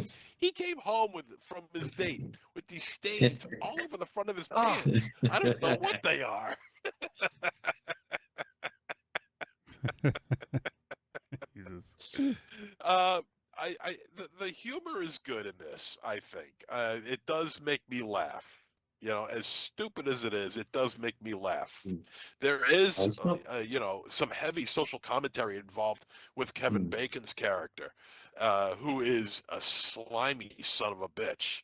You know, you hate him, and I don't know about you guys, but man, I thought it was really surreal to see Kevin Bacon and the Toxic Avenger in the same frame. Right. You know, it just like, 1984, you never would have seen that happen. Kevin Bacon's star was rising like crazy at that point. I love seeing him and Elijah Wood's character interact. That's fucking crazy to me too. Elijah Wood was. We never got that Troma sequel with him in. Yeah, right? Yeah, that's a shame. Elijah Wood's character, Elijah Wood was fucking dynamite. He's great. Fucking awesome. I'll tell you, man, I've always said Elijah Wood is my favorite guy in film right now, and it stands to this day. He was magnificent in this film. He was slimy, yet subservient. And he did it with the hunchback, and he's holding on to the cane, and he's like, with the long hair and that cowlick that's sticking straight down. A horrible with his hairline. natural look, with devil his lock. natural physical appearance, with his giant eyes. He's got these really big eyes. Yeah. And just the way his face is formed, it's just a good look for him. I love this guy. Yeah. Like Raven Shadow was the name of Kevin Bacon's mansion. Was that a Nightwing reference? It was called Chudhaven. Chudhaven, yeah. Right, dude. I totally did. I totally got that too, brother. Yeah, for sure. Yeah, I thought that was pretty good. It could also been, a nod to cannibalistic humanoid underground dwellers. Yeah. Dwellers. Yeah. But still, yeah, I think it definitely reminded me of Bloodhaven as well when I. Wait, did it have the fucking 2 dot gimmicks? I think so. On Yeah. top? It did, yeah. Chudhaven. That's Bloodhaven, right? Gimmicks. That's fucking. Yeah. Yeah. So yeah, I think there's so many just out and out ridiculous things in this, and the one thing I was a little disappointed in was the original transformation into Toxie. It was sort of this that's what we're talking about. yeah, like that to me was a little disappointing. I wish it almost looked like it was After the fact. no, well, what I'm trying to say is like a psychedelic sort of like. Yeah, like a mental journey and not physical. Yeah. I think I would have seen something a little bit more physical would have been better, but that is what it is. I thought the mop looked kind of dumb in the trailer, but upon seeing it, I thought it was actually pretty cool. I like how it was like just had this toxic appearance all the time, and there was like a haze coming off of it. And I thought that, and I like how it was always like propped up in the car or something like that, So I thought that they did a good job with that. And yeah, as far as the makeup goes, like it looked fine, but I feel it was like the appearance of Toxie was maybe just a little underwhelming. It looked fine and it didn't bother me while watching the movie, but I feel like there's something, and it might have been the eye. It didn't bother me that much, but there's just something a little off about the face. Like I thought the body looked pretty good, like the sores on it and everything, and right. Overall, I mean, I like seeing the rubber suit sort of practical effects. Do you think that bothered you because it wasn't Peter Dinklage, who No. was the same No. size and scale? Not at all. Okay, I that's knew the cool. whole Seemed to time. bother you though. Yeah. I'm just saying, like, it's like fucking It's not Hornswoggle it's in a not the fucking Leprechaun it's movie. not the same. Like, They're not the same size, by the way. I'm Did you just saying, think, if you get Game of Thrones Peter Dinklage, you fucking use Game of Thrones Peter fucking Dinklage. yeah, Yeah, but well, maybe he guess doesn't want to what? be under all that fucking makeup. and- Yeah. Yeah. Also, you gotta understand. It's your fucking job, asshole. There's a reason why they shot in Bulgaria. It's because it's cheap to Yeah. film there. And Many consider it a miracle. I don't know what the budget is on this film, but consider it a small miracle that they even got Kevin Bacon in this. many Bulgarians died to get this information. Jesus It's Christ. yeah. I mean, it's a well shot movie. It looks good. Yeah. I mean, yeah, It does look again, good. it looks way too fucking good for the material. Yeah, yeah. It kind of reminded me of the Street Trash sequel Remake. / remake. Yeah, yeah. Yeah, agreed. Like- Agreed. And the same with that. I kind of like the characters and everything, but Yeah. like, yeah, I was a bit underwhelmed by the gore or the melts in that one. Yeah, I But could it's not. I could see that. I like this better. I didn't mind the Street Trash remake. I think it had definitely had some good stuff in it, but yeah, I think overall like this one just hit for me pretty well. Hmm. Yeah, I made a note of the my biggest chuckles in the film. We got like when he first appears and there's an impromptu mob just turns up and the policeman just says, "Oh, it's a mob." Yeah. And the guy gets his arm ripped off, and then there's a guy while he's recuperating. His presumably his doctor is reading a book that says limb reattachment Oh theory. yeah. Yeah. That was good. The Weekend at Bernie's movie where I've got something to tell you. The couple of moments where the doctor's explanation is covered by construction noise. Oh my God, yeah. Like that was a running gag because they didn't want to say the Yeah. word. Yeah, You know, yeah. so I thought that was pretty funny though. That was a good gag. And Kevin Bacon's line, who says, "You're not so different, you and I. I also like to scream every." Yeah. Yeah. And that scene where he meets Kevin Bacon's character in I thought when they first meet, I actually really dug that scene when, because you think Kevin Bacon's going to have some sympathy for him and then they basically just kick his ass out. But Yeah. I don't know. There's something kind of I enjoyed about that scene. But yeah, I agree that that the dynamic between those two is funny. I don't know. I don't know what Kevin Bacon his character ended up being. It was some weregoat. Yeah. Yeah. Well, you know what? When that happened, I started thinking about Swamp Thing, and I'm like, this is exactly what they got out of Swamp Thing. One guy for good ends up turning into a creature, and he fights crime and all this other stuff. Then all of a sudden, the head of evil, he does the same thing, and he turns into a creature. Yep. And so does his wife, for that matter. Yeah.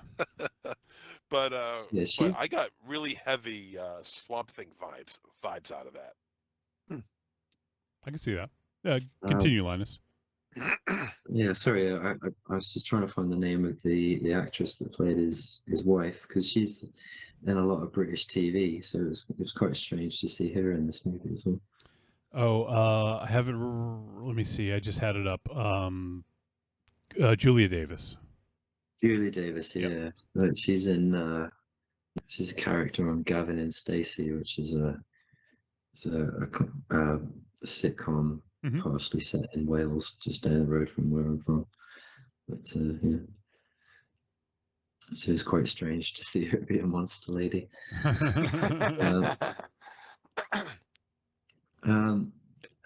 Yeah. Other than that, yeah, I thought like the reason for getting Dinklage in the tutu was a bit contrived. A little bit, yeah. I agree. Right. Sure. Yeah. Yeah, a little bit. That felt a bit like of a box tick, but Yeah, I mean, how else are you going to get it on him? And so instead of thinking of a reason to put him in one, just put him in Is one. it? Yeah. Is it that essential to the Toxie look? Nah.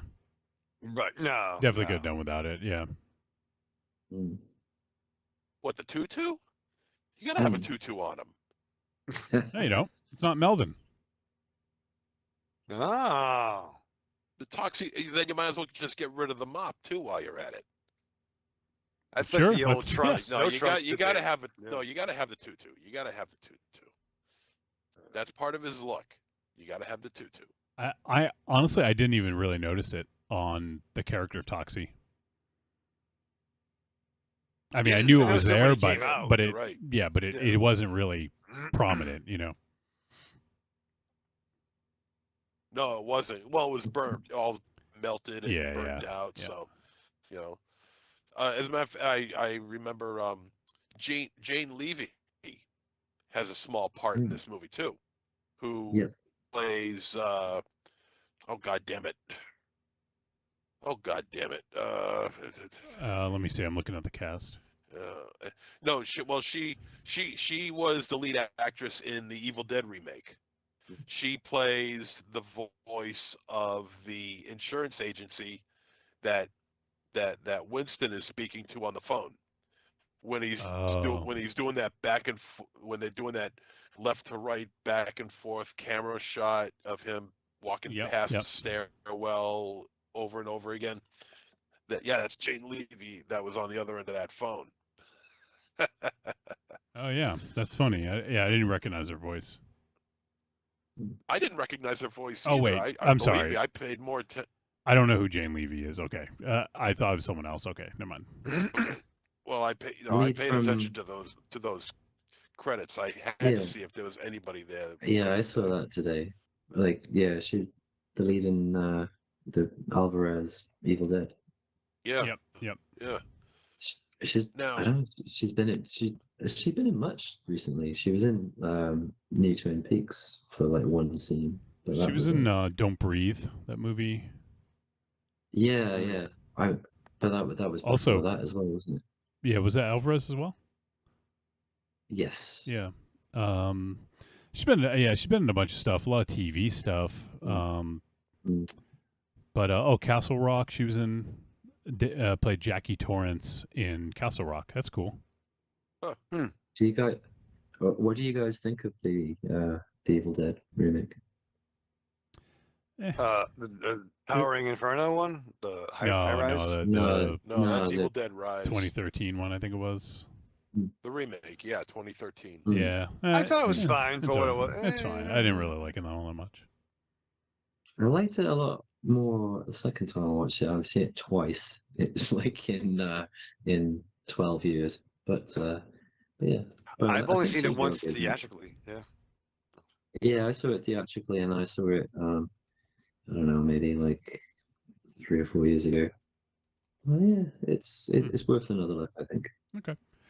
Yeah, I'd be willing to check it What out about the again. violence? What about the violence, the blood? What do we think about that? I loved it. In Evil Dead? No, we're talking about Toxie now. Violence in Evil Dead is fucking sick.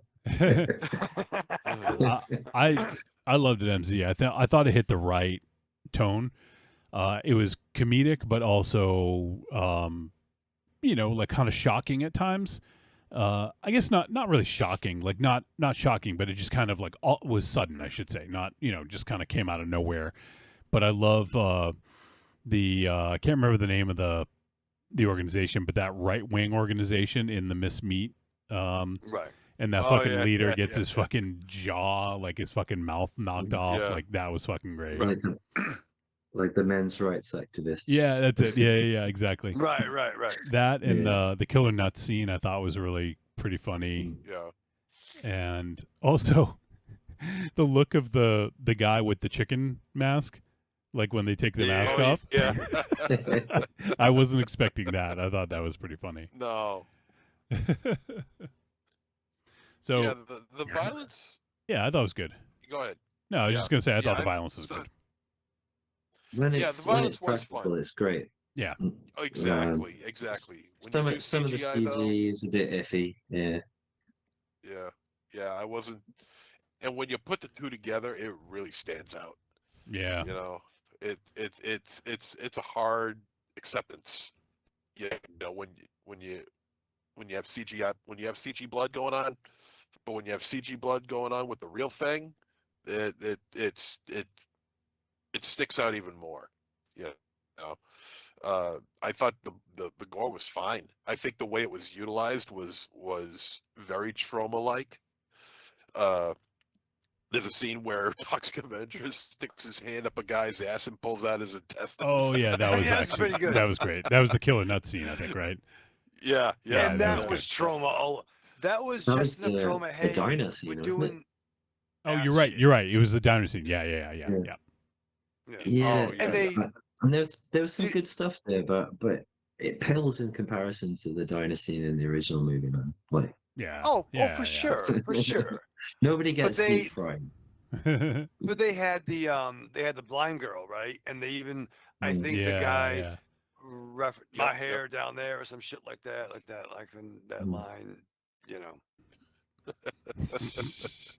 Let me read. Frank Rambo is hanging out in the YouTube chat, and Frank says, this movie lacked a lot of the charm from the original. The transformation scene was definitely underwhelming compared to the original.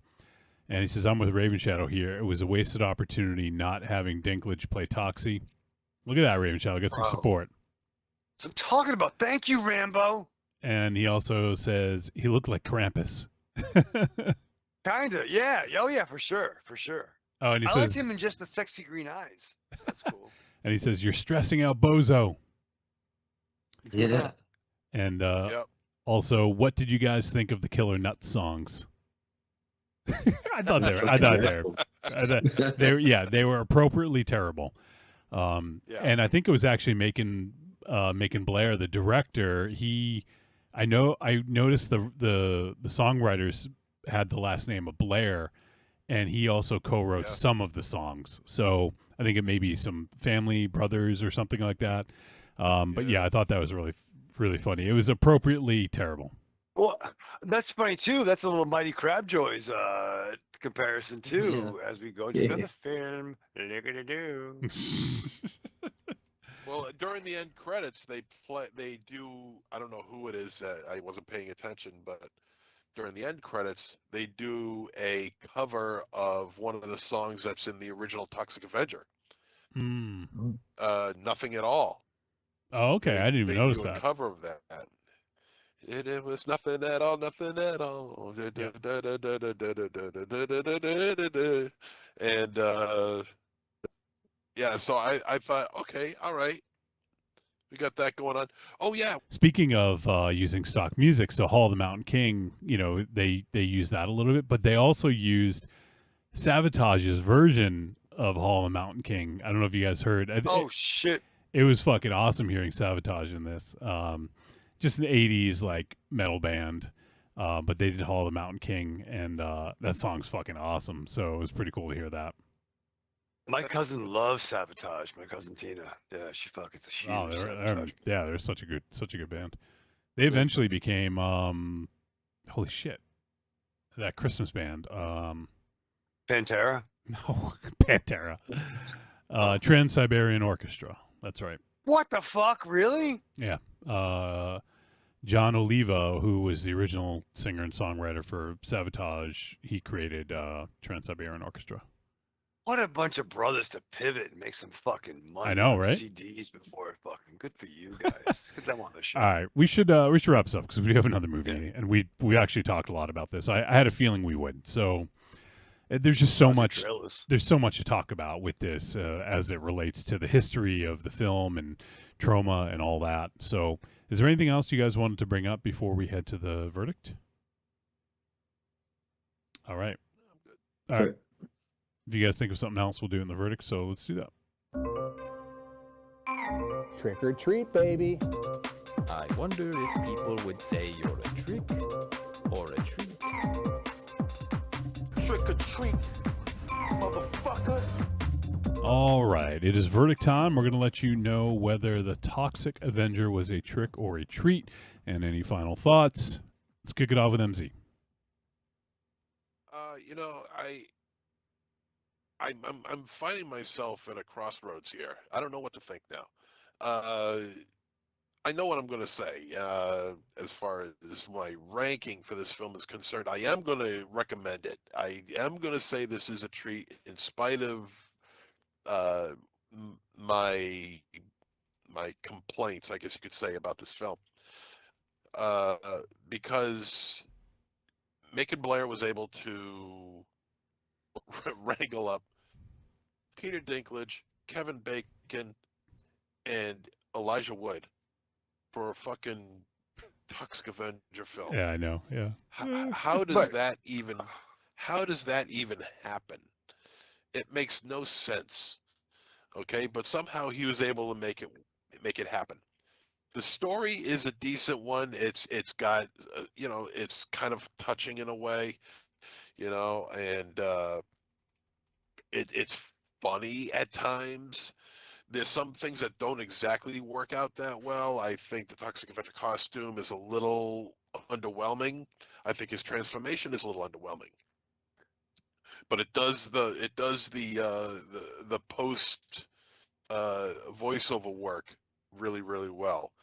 It has stock bad guys, which is what Troma is Toxic Avenger is best with. Stock bad guys. Guys with a mask over their face and holding a gun or whatever. The gore is really quite good in spite of the CGI. The story moves along, surprisingly enough, it's got a lot to tell, and for almost 100 minutes or over 100 minutes, actually, it kept my interest. Yep. It was lacking nudity. It should have more nudity. But I mean, overall, I can't say I didn't enjoy this, because I did. I did enjoy this. This was fun, and this is a treat. All right, Raven Shadow. I mean, the question that's been asked by folks is, who is this for? And I guess I would say whoever likes something fun, whether you're aware of the established property or if you're a first timer. And who's it for? Maybe it's for the people that are coming up after us. Maybe people in the 30s or 20s, who know Elijah Wood from Yellow Jackets or Lord of the Rings. Those that know Kevin Bacon from that Guardians of the Galaxy Christmas special. You know what I mean? Like the same way that we get excited if we see fucking Ernest Borgnine in something. You know what I mean? Like, that's fucking weird. He fucked a bear in that movie. You know what I mean? Like I don't know. And I think it was Ernest Borgnine fucked a bear. I'm sure he fucking partied, bro. But you know what I mean? Like it's this guy's in that fucking movie. The same reason why you might get people, and maybe certain like capes and tights stuff. Or why is this person in that? Fucking Christopher Lee made a fucking metal album because he invented metal with Black Sabbath after Black Sabbath, whatever the fuck. But you know what I mean? Like, you know what I mean? I think this was almost like I'm not gonna say it's Blade level where it had all the strengths of Troma and not the weaknesses, because it definitely had some of both sides. But if this will, it's like we have friends that were in a band that had a lyric called Punk. It said Punk died in '82, right? And everything else that came after is whatever the fuck, But I think if someone like sees this, and if he goes back and to dive into a selective catalog of Troma, they might see some stuff that inspired shit that came later. So overall, disappointments aside by the revelation that the fucking main character, whatever the fuck, I was still. If we didn't tell you that, would you have liked this more? Yes. What the fuck? I was in. But the thing is, you didn't know, so why would it matter? You didn't even know it. But now I do. Dude, Well, are you kidding me? Pandora's box, Wolfie. It's not. No, that's not. Oh That's my not. That's God. not how you use that. Pandora's box. Yeah, it's just like that, dude. No. No, dude, it's nothing like that. You don't even know what you're talking about. Listen. Regardless, disappointment aside, disappointments abounds, but it was fun, man. I would say this is a treat. Check it out. What are you gonna fucking do? Jesus, not listen to you. Yeah. All right, Linus. Thank you. I just thought of something I forgot to mention was fucking David Yao. Yeah, from yeah. the Jesus Lizard. That, what was the line when Kevin Bacon said some word and like three cats look up and they were thinking that it was his name? You know what I'm talking about? Where he's like, wow, and three cats look up. No, and he kept talking. I don't know. It was a fucking. Watch the film. Right. Yeah. And anyway. Yeah, David Yao was great. I saw Jesus Lizard in January, like very early in January, and it was like clearly the gig of the year, like in January. And the place they played has a nice pub next door. We were all drinking there because they have much better beer than the actual venue. And David Yao was sat in the corner, and he just had this sort of aura of like, "Don't fucking come talk to me." And so, like, everyone left him alone. So yeah, he's a fucking badass. Anyway, yeah, when I first saw this on my own on a Monday night on the Monday night at my local cinema is the cheap night where it's like a $5 to go see a film, and then you get a fuller room. You get a fuller room, but it's usually like young folks that talk and go on their phone, the whole thing. Yeah. So yeah, I didn't have the best time seeing it, so that probably put me, in not the best mood. Plus, I don't know, I just don't seem to enjoy going to the cinema these days. Maybe because of that sort of thing. So I was leaning towards Trick after that, but then I rewatched it this morning, and I was like, I wasn't even like a tepid treat. I was more of like a lukewarm treat. But like now, having discussed it with you folks, I think we've microwaved it a bit further up, and I'm happy with a full treat. It's fine. I mean, it's still like the Diet Coke version of the Toxic Avenger, but okay. Diet Coke's okay, I guess. It's fine. That's a good way of putting it. I'll try to be brief with mine. I'm sorry. Sorry. Oh, go ahead. I'm sorry. Yeah. No, it's okay. I'll save it for the next thing. All right. Yeah, I'll try to be brief with mine. I had a ball with this. I thought it was fucking hilarious. I really enjoyed this movie, and I didn't think I was going to because, all that we kind of talked about it earlier, the marketing just didn't seem like it was going to land. Like it didn't, like just kind of was off just by a bit. But I feel like this really worked. And for the record, we saw the unrated cut. I don't know, like if that's the one that's going to be on VOD or not, but that's the one I watched anyways. Yeah. So me too. But no, I had a blast with this, and I think it really it's amazing that this film even got made, and that to me, like you guys have pointed out, like is sort of a victory in itself, and that it had this cast is kind of crazy. But if you think about it, the Toxic Avenger actually penetrated pop culture pretty well with cartoon, video games, comic books. Think about it. Toxic Avenger has more media than Iron Man. Yeah. I mean, yeah, you're probably right. Right? At least before the movies, yeah. Sure, like they gave this cat how many fucking movies, and then like, you know what?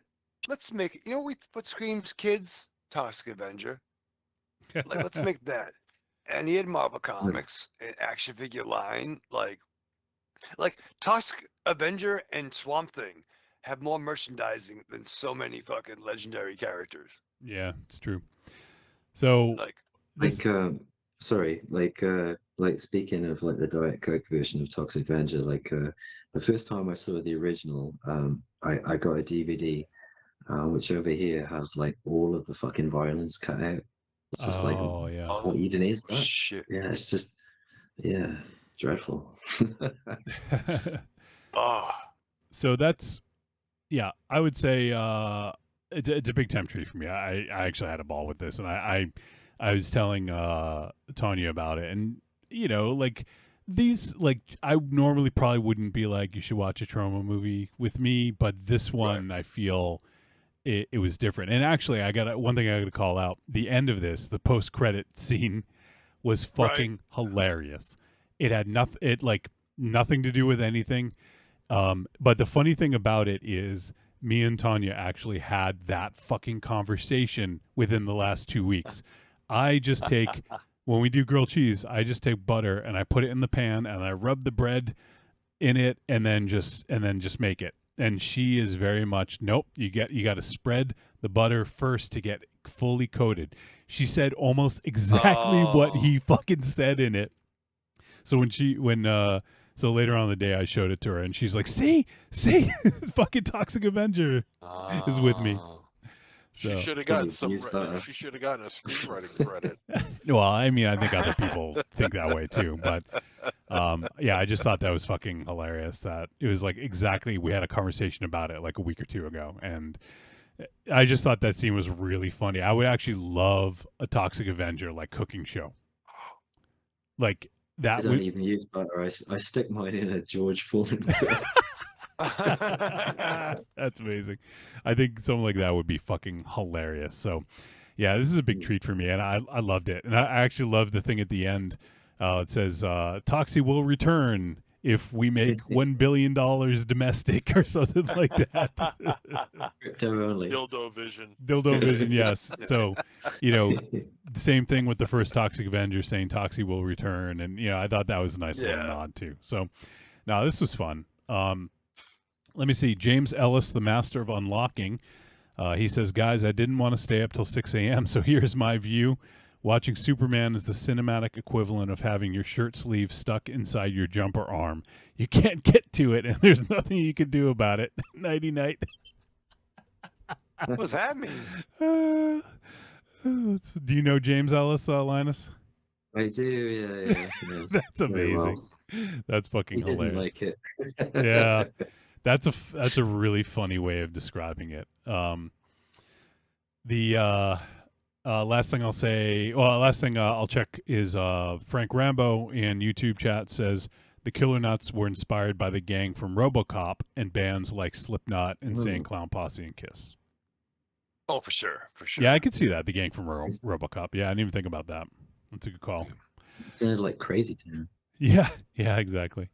So, all right, well, that's going to do it for our discussion of Toxie. We're going to roll right into Superman, and unfortunately, Raven Shadow and Linus, we're going to have to cut this one a little short because it's getting late. For Linus, it is almost 4 a.m., and MZ is going to turn to a pumpkin soon, too. So, let's get to it. All right. We'll do first impressions. Let's try to keep them brief. I know I have to remember that. Yeah, because I typically tend to go for a while. But let me quickly go through the details here. So Superman from 2025 is rated PG-13. It is 2 hours, 9 minutes. It is written and directed by James Gunn, based on characters created by Jerry Siegel and Joe Shuster. And it stars David Cornsweet as Superman, Rachel Brosnahan as Lois Lane, Nicholas Hoult as Lex Luthor, Alan Tudyk as the voice of Gary, or what was his name? Four. Yeah, that's right, Four. We also have Bradley Cooper, which was funny. Michael Rooker does a voice. Pom Clementif does a voice. She was in what was her name in Guardians? Mantis. Thank you. Yep. She was a new one. Maria Gabriela De Faria as the engineer. We had Sarah Sampaio as Eve Tessmacher. Let's see. Yeah. Nathan Fillion, just saying. Yeah, it's funny, he's not even on the fucking first page of credits, and I was trying to think, how is Mr. Terrific not on the first page of credits here? And Nathan Fillion. He will be the man tomorrow, I fucking assure you that. My man's getting a big push. Well, oh yeah, Michael Ian Black was in it. I thought that was fucking awesome seeing him show up as like as a host of a show. We had let's see, Pruitt Taylor Vance as Pa Kent. Skylar Gizondo as Jimmy Olsen. Yep. And Frank Grillo as Rick Flag Sr. This cast is fucking insane. Edie Gathegi or Eddie. I don't know if it's. I think it's Eddie Gathegi. They call him. His boys call him Eddie. Okay, as Mr. Terrific, and Nathan Fillion as Guy Gardner, Isabella Merced as Hawk Girl, and let's cap it there. I think there's Anthony Kerrigan as Metamorpho. Yeah. And Crypto as himself. And Michael Rosenbaum as Raptor Guard #1. Oh, you're the fucking best Raptor Guard, bro. All right, the synopsis: Superman must reconcile his alien Kryptonian heritage with his human upbringing as reporter Clark Kent. As the embodiment of truth, justice, and the human way, he soon finds himself in a world that views these as old-fashioned. All right, so let's do quick first impressions, and then we'll get into a little bit of discussion, and then we gotta hit the verdict. Let's start with MZ. I'm super curious. Oh, actually, I'm sorry. Before we do that, Linus, what was the thoughts for picking this one?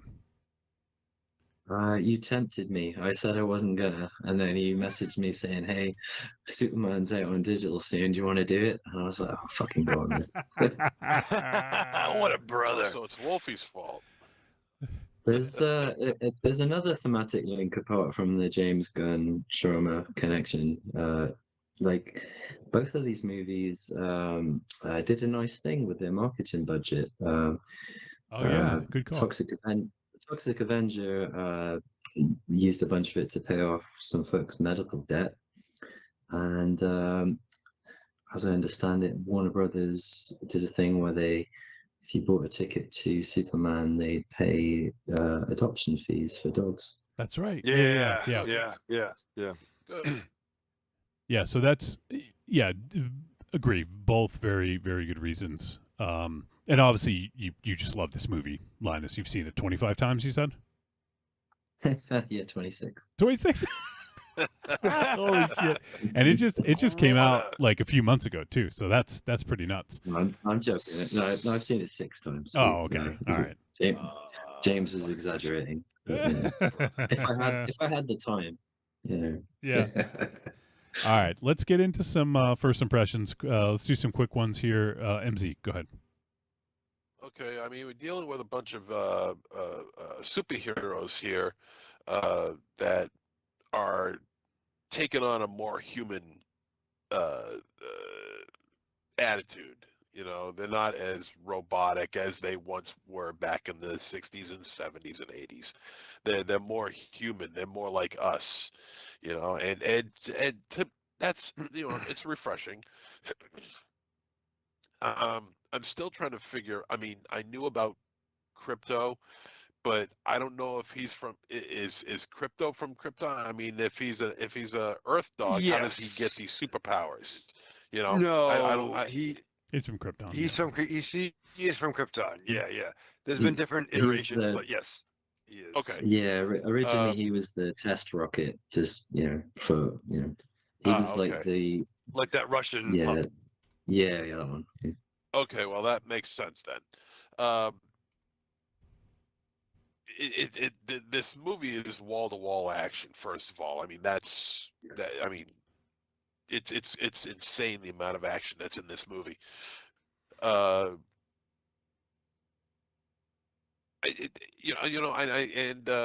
not too sure there was some things in this that I'm not too sure about. And it could be because of my lack of knowledge of Superman, and which I'm willing to bet 99% of the time, chances are that's exactly what it is. I mean, I know some stuff about Superman. I'm not as journeyed into the character as you guys are. But I mean, there was some things in here that were kind of like really annoying to me. Ultimately, I thought wait. Ultimately, I thought the movie was good. Okay, but also at the same time, I feel like if this movie is going to be up for any kind of an Academy Award, it should be for animation, because this movie is like 95% blue screen, and it's like that really pisses me off, because it's staring at marks. I mean, nothing's organic, nothing's real. It's kind of silly, really. I mean, you can't even have an aerial view of the city of Metropolis without it having, being in CGI. So, I mean, they're trying to make it big. They're trying to make the scope big, and I get that.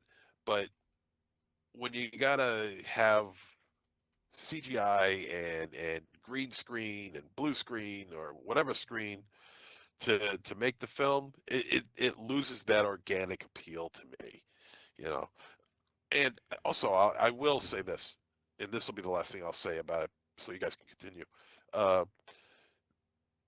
With James Gunn and his attachment to Troma, I looked. Lloyd's in this film as well. Yep. But there was one line in this movie that I caught that's taken out of Toxic Avenger. Oh, really? Yeah. Which one? There's a line in this. I forget who said it, but it says something like, "He is not a man, he is an it," referring to Superman. And I think it was Luthor who was saying it. It says, "This is not a man, this is an it." And that's what Peter Bell Goody says in reference to the Toxic Avenger at a press conference in the film. He says, "He is not a man, he is an it. You kill an it." And I was hoping he would say, "You kill an it," but he didn't say it. That would have been dope. Anyway, that would have been dope if you did. Yeah. I thought I remembered that line from I think it was maybe All Stars Superman, which came later than Toxic Avenger, so it could have been, yeah. Maybe. So I don't know. All right. I don't know. I could be misremembering that. I don't know. So MZ didn't hate it. That's a good thing, Raven Shadow. No, and that's again, it's totally fine, man. I totally get it's not your gimmick. And I know I think you at least have some reverence for Donner's 1 and, well, I know 2 wasn't Donner. What the fuck? Don't come at me, bro. No, the first two from 78 and 81 are very, very good.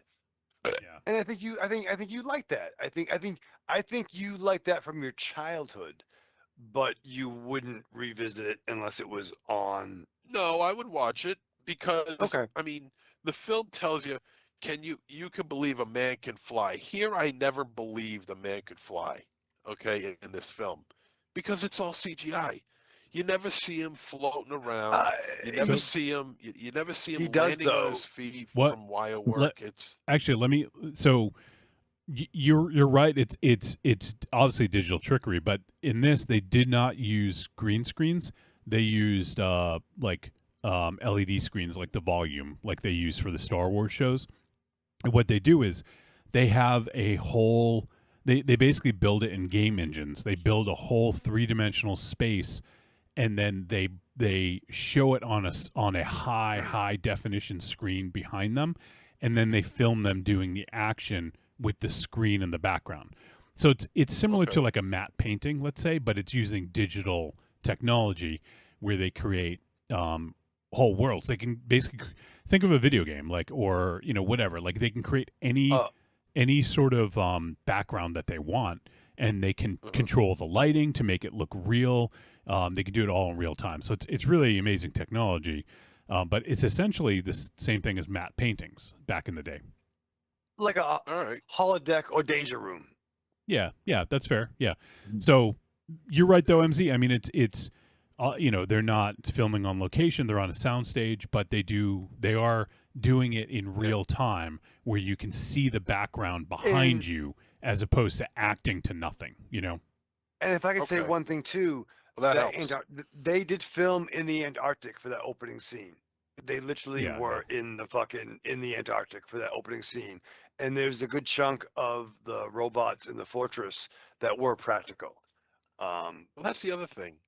I don't mean to. I mean, no. No, please don't. You guys continue. You guys continue. Everyone wants your thoughts. Everybody and we do. It's legit. Like, all right, fine. I want to make this quick because we got to get moving. Why did he crash? Because he got shit kicked out of him. Punched out. Yeah, all right. So he was like, all right. So it wasn't like, all right. So he got hit. All right, he was hit, and that punch sent him sailing over. Well, you don't know, or he got the shit kicked out of him, and he was like, right, I need to fly back, and like, the best he could do is like get to his house, right? Yeah. Like I've been fucked up. I was fucked up, you know, and you just want to get home, like. So yeah, so I think whether it was the punch that really fucked him up, or he was he was fucked up, and he's like, I just fucking crashed in the fucking guardrail before I get pulled into my fucking driveway. You know what I mean? All right. I just wanted to make sure that I got that figured out. All right. I thought that was a fucking. Sorry, I thought that was a great way to start. Just having brilliant. Well, for one, Chucky knew in the thick of it, which is very comic booky. Like, you just pick up a comic book and it's like last time on Superman. Yeah. And, right.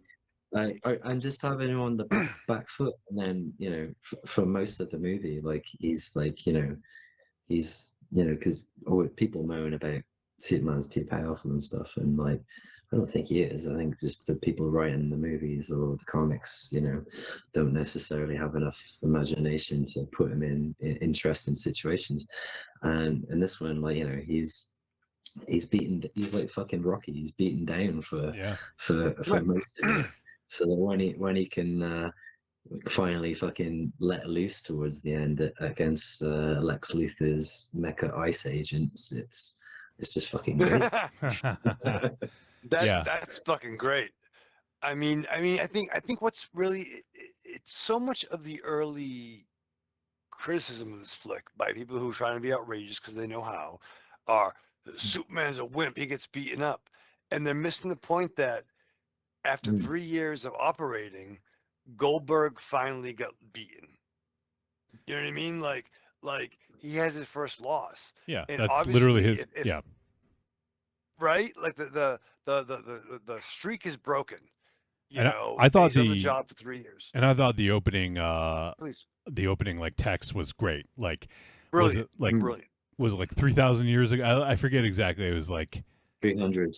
300. Yeah. Then 30 years ago. And yeah, you know, I just liked how it brought it up right to now, and then kicked you off 3 minutes ago. And the big complaint about Superman is that he's too powerful. How can you make this character interesting because he's so fucking powerful? Well, first thing you see in this is that, you know what, maybe he's not so powerful, and someone has a way to take him down, and I think that is a great way to start it. And that's why Lex Luthor is the best villain, because he's not powerful, and he challenges him with his fucking brain. Yeah, and I mean, they really highlighted that well in this too. That we're jumping around because I think everyone knows Raven Shadow's thought on this film. Spoiler alert! Not only is it one of my favorite comic book films, it's one of my favorite films of all time. Linus seen fucking 200. Linus saw it 204 times. I totally agree. And it keeps getting better for him. 204. So I think we can I think MZ was the first impression that we really needed, because we've all sort of talked about, like, I think we had a brief conversation about it already, Raven Shadow, after I saw it. Right. But Linus and I were texting the same day. I was in a group chat with Linus and the Corn and Corny, Rock, D. Yeah. Evil Corn Sweat. Evil Corn Sweat, evil David Corn Sweat. So, yeah, so I think we could skip the first impressions for the rest of us and just kind of dive in and talk a little bit more about some of the things we liked and whatnot. First of all, I guess I want to talk real quick. We've already sort of covered a little bit, but what did you think of the inclusion of some other superheroes, Raven Shadow? I mean, when we would talk back in the day at Denny's or the Wizard magazine, cast a film. You're making a Spider-Man film, but have put in the Prowler, put in fucking Kraven the Hunter or the fucking these mid-cut Rocket Racer. But it does it in a way where it's 2025, gang, right? Like, you want to go back to the Dick Donner stuff as the catalyst of kicking off this cinematic version of Heroes? Sure. I take it back to 2001, where Blade was the most modern day kickoff. Like, I just thought that starting in a world that's pre-existing, only for 3 years, all these characters, like, no one knew what a Star Wars was. No one knew what a Jedi was. You know what I mean? No one knew the fucking, bounty hunter and Ord Mantell. You figured it fucking out. And right. Once you buy into the conceit that there's either slashers or there's, cops who don't play by the rules, but they get the job done, you can figure out that maybe there's a guy that's really smart, and maybe there's a guy that can make a fucking green fucking middle finger in the same world that Superman can show up. You know what I mean? Yeah. I'm goddamn Mr. Terrific. I can help. I'm goddamn Mr. Terrific, brother. Did I see John Cena? Was John Cena in this as well? Yeah, Did I boy. see- Yeah. All right, on the TV. All Yeah. right, that's what I thought. He plays I've, Peacemaker. Yeah. Yeah. All I've, right. Now, I've only been I watching thought Peacemaker. the best out of all of them, was Mr. Terrific. I thought he was Wow. great. Yeah, I yeah, thought Keep he was going, great. brother. He was I'm just locked fun into to watch. everything you're saying. Yeah. He was fun to Yeah. watch, but I can't help but think that. And I'm not counting Mr. Terrific in this. I'm counting Hawk Tua Girl. Is that what her name is? Oh my It's God! Hawk Come Girl, on. motherfucker. You know that. I'm not saying it's not funny, but listen. Not saying. All you're right. wrong. So, Oh, yeah. Hawk Tua Girl and Green Lantern. Jeez, I can't help but think that they just look like cosplayers, man. They don't look like superheroes in the slightest. And you could give me the line that, well, they're Nope. just average, ordinary, everyday people who just happen to be superheroes. Yeah, and that's fine. But that doesn't mean that they don't look like cosplayers, because they do. Yeah. They look like There was cosplayers. there was kind of a point with that though, because they were like the sort of corporate arm of superheroes with the Lord Tech sponsorship. Yeah. Where, The matching you know, uniforms. So the shitty matching uniforms, yeah. Because they're kind of like the sellouts, and they're not as considerate where they're when they're like dealing with the kaiju and so on. Yeah. Right. Yeah. The Hall I of mean, Justice and, was and, great and though. Nathan Fillion, and I dig Nathan Fillion. Yeah, But, he was man, awesome. he's got that Fester Adams haircut from Adams Family Values, and he just looks absolutely ridiculous. That's It's like, that's what Well, that's the the character in the Yeah. comic has a bowl cut. Yeah. Yeah. So they he nailed does. it. Yeah. Oh, Yeah. God Yeah. damn! Why is that passable as a look? My God. He was Right, he was a character that was- created in that was this awful. was it 70s or 80s Raven Shadow he was created. Actually, Guy goes to like 67 Oh, or okay. 68 Okay. because the whole thing was Hal Jordan is considered, even though he's the second, he's considered the greatest Green Lantern of all time. Yes. When the alien Abin Sur came to Earth, there were two humans that fit the mold of being a GL. One was Hal Jordan, the other one was Guy Gardner, Yep. and Hal Jordan was closer. So he becomes the Frank Stallone, the Randy Quaid of Green Lanterns. Whole bunch of fucked up shit that happens to the guy in a coma. Hal fucks his chick. It's fucked up.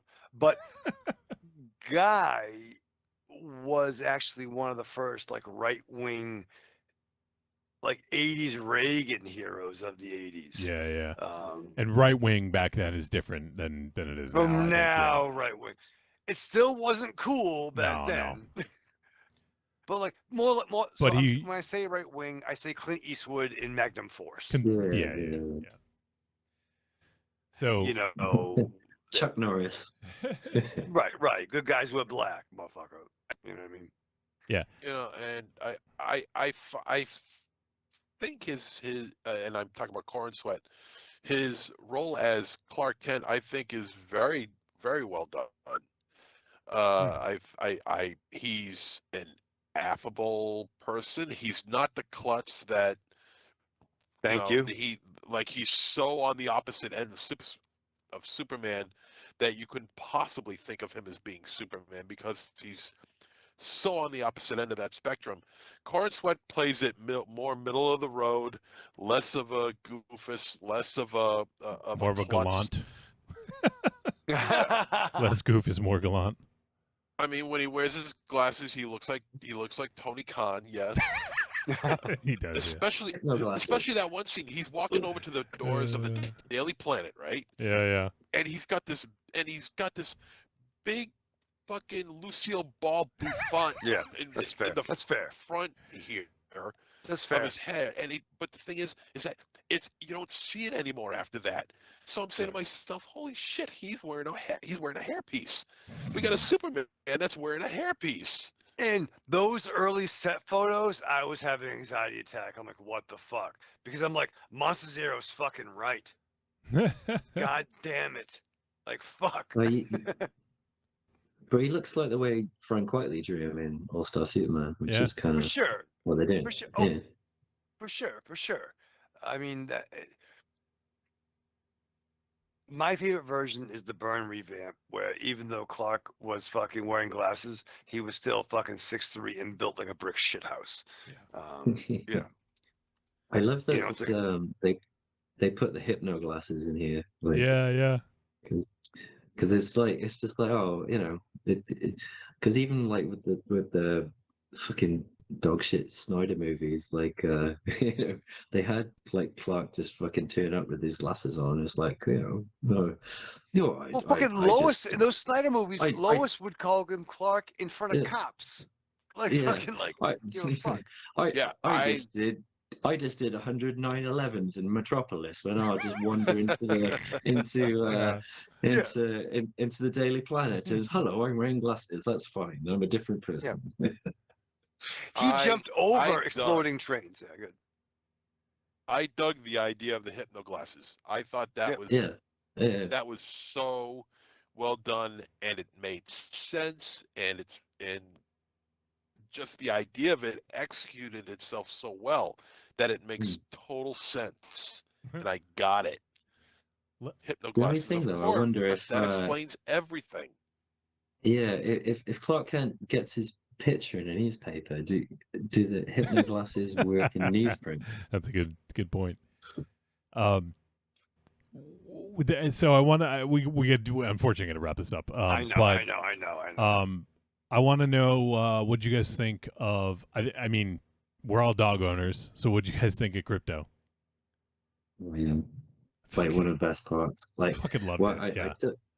I took Pato just to see Oh, Superman the second time. That's right. In a great little cinema called the Little Theatre in Bath. And whilst Crypto was on screen for the first like 5 minutes or whatever, he was actually watching it with me, and then he just finished his dog ice cream and his treats, did a big fart, and went to sleep for the rest of the movie. Amazing. Which is kind of how MZ watched the film too. Yeah, exactly. Well, as far as Crypto goes, I did like Crypto. For starters, I'm glad to see that there's a Superman film that actually references him.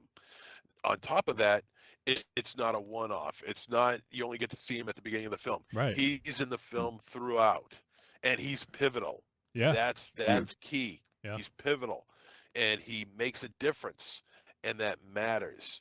And he's just he's just a dog, I mean, but you love him anyway.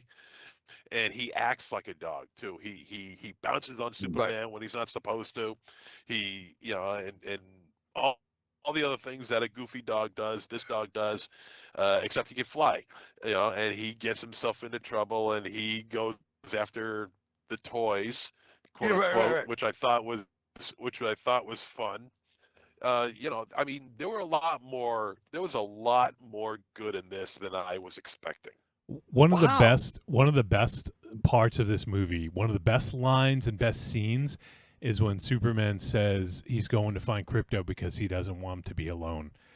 That fucking it just hits you. It's like, holy shit, this is Superman. This is fucking Superman. He saved a fucking squirrel.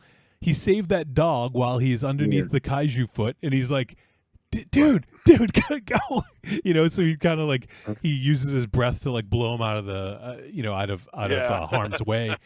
This is right. This is Superman. All the fucking details of what Superman would do. Yeah, and visually as well. There's just like a few shots where like, I know there's a bit towards the end where like he's like rising up and the camera spins around him and it's like, fuck me, that's Superman, man. And just a few moments where I just like just really had to fucking pinch myself that that we're finally getting like just what I want from one of these movies, like fucking there's a scene which is a lot of fucking CGI soup where they're caught in this like anti-proton river like fighting off these guys, but then they're getting sucked into a black hole, and Superman's got Metamorpho's baby. Metamorpho is just a flying jet-propelled head, and and Krypto's coming, but he's about to get sucked into the black hole, and then like fucking like Superman grabs him, and like the Superman theme hits. Like as he like blows them all out of harm's way with his super breath, and I just got really fucking emotional. It's just like how far we've come. How far we've come from being like, hey kids, this one's got Richard Pryor in it. Dude, even at 9, I'm like, this is kind of some bullshit, right? Like, this is fucking like this is some fucking weird shit, man. There's And I love his like this Superman costume looks fucking great. Like I even love like the new 52 lines on it. I love that the trunks are back and they're proper. Like they're not even like they're not even like part of the leotard like they were for Christopher Reeve. They're like a Kryptonian bum bag. Like is that a British thing or does it mean what we think it means? Okay. It means fanny pack where you're from. But imagine having like overpants. You so could put better. Like, you could put your change in. Yeah. And But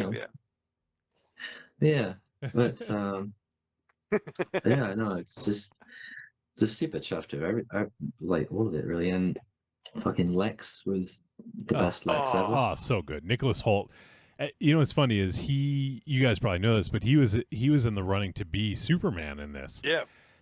And I think it came down to Corn Sweat and Holt. And then James Gunn was just like, I think he would be a fucking great Lex, and they just kind of pivoted and but his Lex was great, and like he seemed super smart, and you could also feel that like the jealousy, like that scene at the end, like was just so good. It kills me when my name is mentioned with Einstein and Galileo, and it fucking sticks in my fucking craw. Really, dude? Like fucking really? I rewatched the Donner movies the other day, and like Hackman's great, but he's Hackman.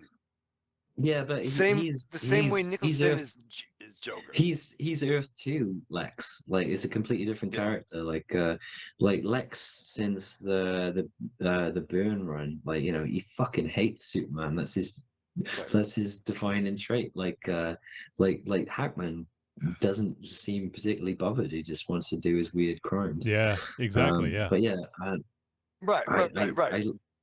Yeah, Like, yeah, he's like, is this how you get your kicks? By playing the death of innocent people? No, by causing the Hulk death was of innocent amazing. people. Cause and the way they I mean he's kind of like a classic take on like since the 90s, well 80s 90s version of the character, where they put a bit of like real life like Elon Musk type assholes in in his portrayal, but also like there's a little bit of legitimacy to his point that he's just like, this is fucking super powerful cunt going around, and maybe he's gonna the kind of thing that they tried to do in Batman versus Superman and completely fucking bungled. But Oh yeah, he's calling out the attacks. It's real quick. A couple things, and I just want to move on these real quick. What'd you think of the pocket dimension, Raven Shadow? Yeah. I mean, I kind of know what it might be later on, and that scene was so great, despite Superman not knowing how physics work. But whatever the fuck. It's one of my favorite scenes is the fake Superman interview with Lois when they have breakfast for dinner. Oh yeah. Going in, yeah. I wasn't sure if Lois was gonna know, and not for nothing, like Lois knew Clark was Superman in like 91, 92, and I was kind of worried they were going to regress back to that. But I thought there was so much, several beautiful things about this film. But the exposition that was conveyed to the audience during the fake interview of Superman and Clark and Lois was a brilliant scene.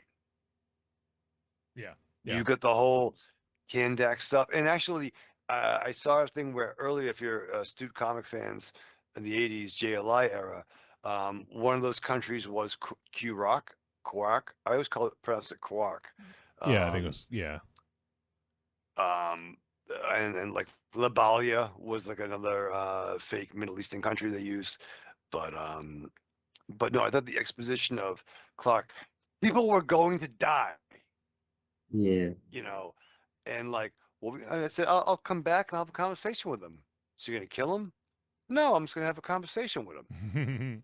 Like, it was like, you're on the fucking record, Superman. Like, and a great thing, Lois was never saved by a man in this film. Mm-hmm. This is again, like, best May have Lois ever. protected. Like, she actually, like, contributed to the plot rather than, was a bit feisty and got saved a bunch. Like, if she hadn't have been around, Superman wouldn't have been saved, and Lex Luthor wouldn't have been foiled. Like she, she has a scene where she dictates the winning article whilst flying a flying saucer. Like, she fucking rules. Right. And so the line though, the controls are intuitive. Also, Lois is an army brat, but Jimmy and Lois were not the hostages. Yeah, Jimmy rules as well. He's really good. Jimmy got a huge push. Yeah, he did. Years. Jesus, yeah, he did. There's talk of them doing a Jimmy series, which could be like a cool way to introduce the New Gods, like they did in the comics. In the 70s. Bro, be fucking lady killer, Jimmy Olsen. It blows my mind that Jimmy Olsen had a book that lasted until like at least 157 issues, and Booster Gold can't get past 25. Yeah. All right. Unfortunately, I think we're gonna need to cut it there. All right. Oh, shit. There was a couple other things I wanted to ask, but we'll do it in the verdict. I want to know what everyone's favorite scene was, because I think that could be kind of interesting. So maybe in the verdict, think about what your favorite scene or line or what. It doesn't have to be a scene per se, but I remember the other thing I was going to ask, and this can be for Linus and Raven Shadow real quick. What'd you guys think of the way Ultraman and the Engineer were used? I thought they were good. It was a little obvious what Ultraman was going to be, and maybe it's possibly a plot hole because unless he had a lead mask, that's a bit. So that I there's two things. I wish there was something about I don't know who he is. I can't see under his mask, and I wish there was a scene of him using his X-ray vision in the tower before when it rolled up to Lex and was like, "Where's the dog?" I don't know what you're talking about. You know, stupid ugly dog in a red cape, and he puts a fucking mug to his fucking mouth. Yeah, such a fucking heel. But like, of all the powers he didn't use, but whatever the fuck, it's fucking super. You know what He's I mean? got to tune it on, I guess. You know. Yeah. It didn't have to be fucking 3 hours. Yeah. All right, let's do verdict. So everyone, you can name your favorite scene and/or favorite like line, I guess. And let's go ahead. Start with MZ. Verdict and favorite scene and/or line or moment. Yeah, this is a treat. I did enjoy this. There's more good than Wow. bad here. A lot more good Nice. than bad. Wow. You know, there are a couple of things that kind of irritate me a little bit. From a technical standpoint, acting wise, I think everybody was fine. I think everyone was very well done. Corin Sweat as Soups was, you know, I didn't think he was going to pull it off, to be honest with you, but he proved me wrong, and that doesn't happen often. That's true. He does. Yeah. He did a fine job here. Everyone did. Even the guy who played Otisburg. You know, I mean, right? He was dope too. Like, all right, people, be safe. Stay in file. I liked Otisburg. Yeah. He was good. The other three do have a cosplay feel to it, though. I think Mr. Terrific had the best lines, the best everything. Oh yeah, he was just awesome. He was terrific. I also do feel though that Lois Lane flying that contraption up, and actually having the ability to fly that goddamn thing with as much ease as she did, kind of jumped the shark a little bit. Not jumped the shark, but kind of like. It's very intuitive to fly. Yeah, he said that. So he says, Of course, I mean. But she also had 3 anything years is easy once you know how to do it. But yeah. So yeah, that's what I'm saying. It's a treat. As far as my favorite scene goes, I would say that it would have to be when Clark or Superman, because he's never Clark, he's always Superman. When Superman, don't wave your finger at me. When he goes back to the farm to visit Mom. Oh yeah. Yeah. Because that gives you 3 versions of the guy. You get Superman, you get Clark Kent as he is in Metropolis, and you get Clark Kent as his parents Farm know boy, him. yeah. And that's that. So you get 3 different versions of this character here, and that one was my favorite one because that was the true the true essence of who Kal-El is. Yeah. All right. Awesome. You said the wrong. Wow. You said the wrong name, but you were 100% correct. Good for you. Yeah. Yep. I mean, I didn't expect MZ to even like it, let alone agree with me on. I didn't expect to like it either. On one of the best scenes. Like, I think they're the best Kents ever, and their interactions are just so good. Like,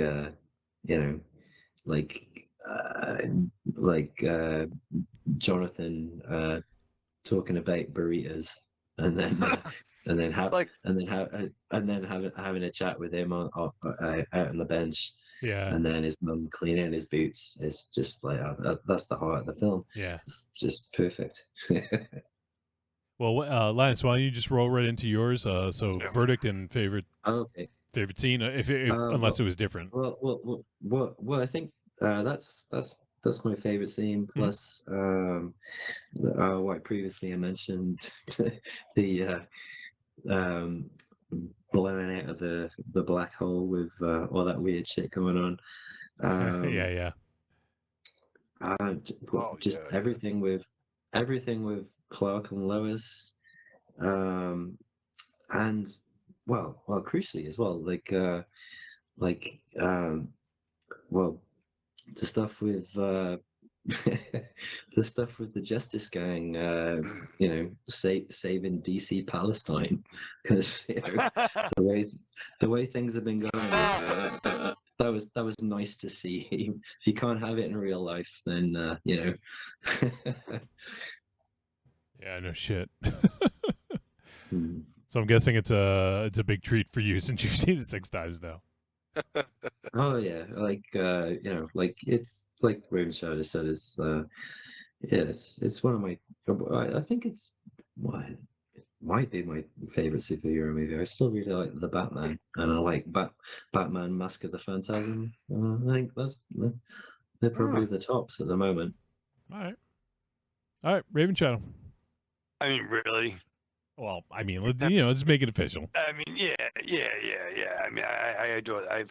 I think I've seen it fully at least 4, if not 5 times myself. It's more 5 more times than you've seen Amsterdam. Well, you know what? oh shit! I did watch it over the weekend. Yo, Amsterdam is rad, man. The daughter fucker was a pain in the fucking ass. She was awesome. Didn't like her. I liked that the not American rogue cop was totally American. I liked Scuba Steve being the fucking killer. Yeah, it was dope. I was watching that before we went to Pet Urgent Care, and I had to charge $1,000 to my credit card. That's dope. But no, this movie beginning to end was a fucking masterpiece. Favorite scene, all of them. It might come down to Clark as Superman's, not Superman's. As Clark as Superman saying, "Fucking, so what are you fucking wrong about me, Lex? Fucking, I'm as human as you are. I get scared. Fucking whatever the fuck. I premature ejaculate. You know what I mean? Like, fucking, sorry, wrong meeting.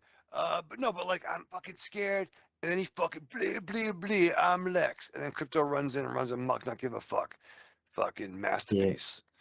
And MZ, sorry. Please talk. Please talk. No, it's just like, we didn't talk about, the twist / little embellishment they did on the mythos and how that affected things, and maybe we shouldn't. But I like the focus they put on, this more human Superman, and I like, it's him that's making him good, him and his parents, and when he's like doing his big hero speech on Lex at the end, and he's still like ends with like, I hope you can fucking sort your shit out. Right after he'd seen Lex do some diabolical shit. Yeah, man. We haven't even got into the fucking cubes or my Russian roulette with my man with the fucking shawarma fucking booth. Well, we don't have time, unfortunately. God damn it. And MCM, I'm just proud of you.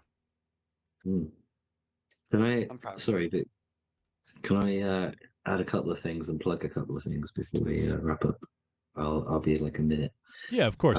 I'll just to finish up the film. I'll do my verdict. A treat of the highest order. Obviously, yeah. So I'll just be quick. Yeah, this is probably the best Superman movie in the last several years. I'd have to watch the Donner film and Superman 2 again. Superman 2 has always been my favorite, but it's dope. I'd have to, but it's up there. It's up there. James Gunn did really fucking knocked it out of the park, and I'm glad that he has a style, and I'm glad that his style didn't overrule like what the needs of the character. Because and I should say it doesn't. His style was in this all over the place, but he didn't go to like some of the silly directions that he's done in Suicide Squad and Guardians of the Galaxy, and I love those movies.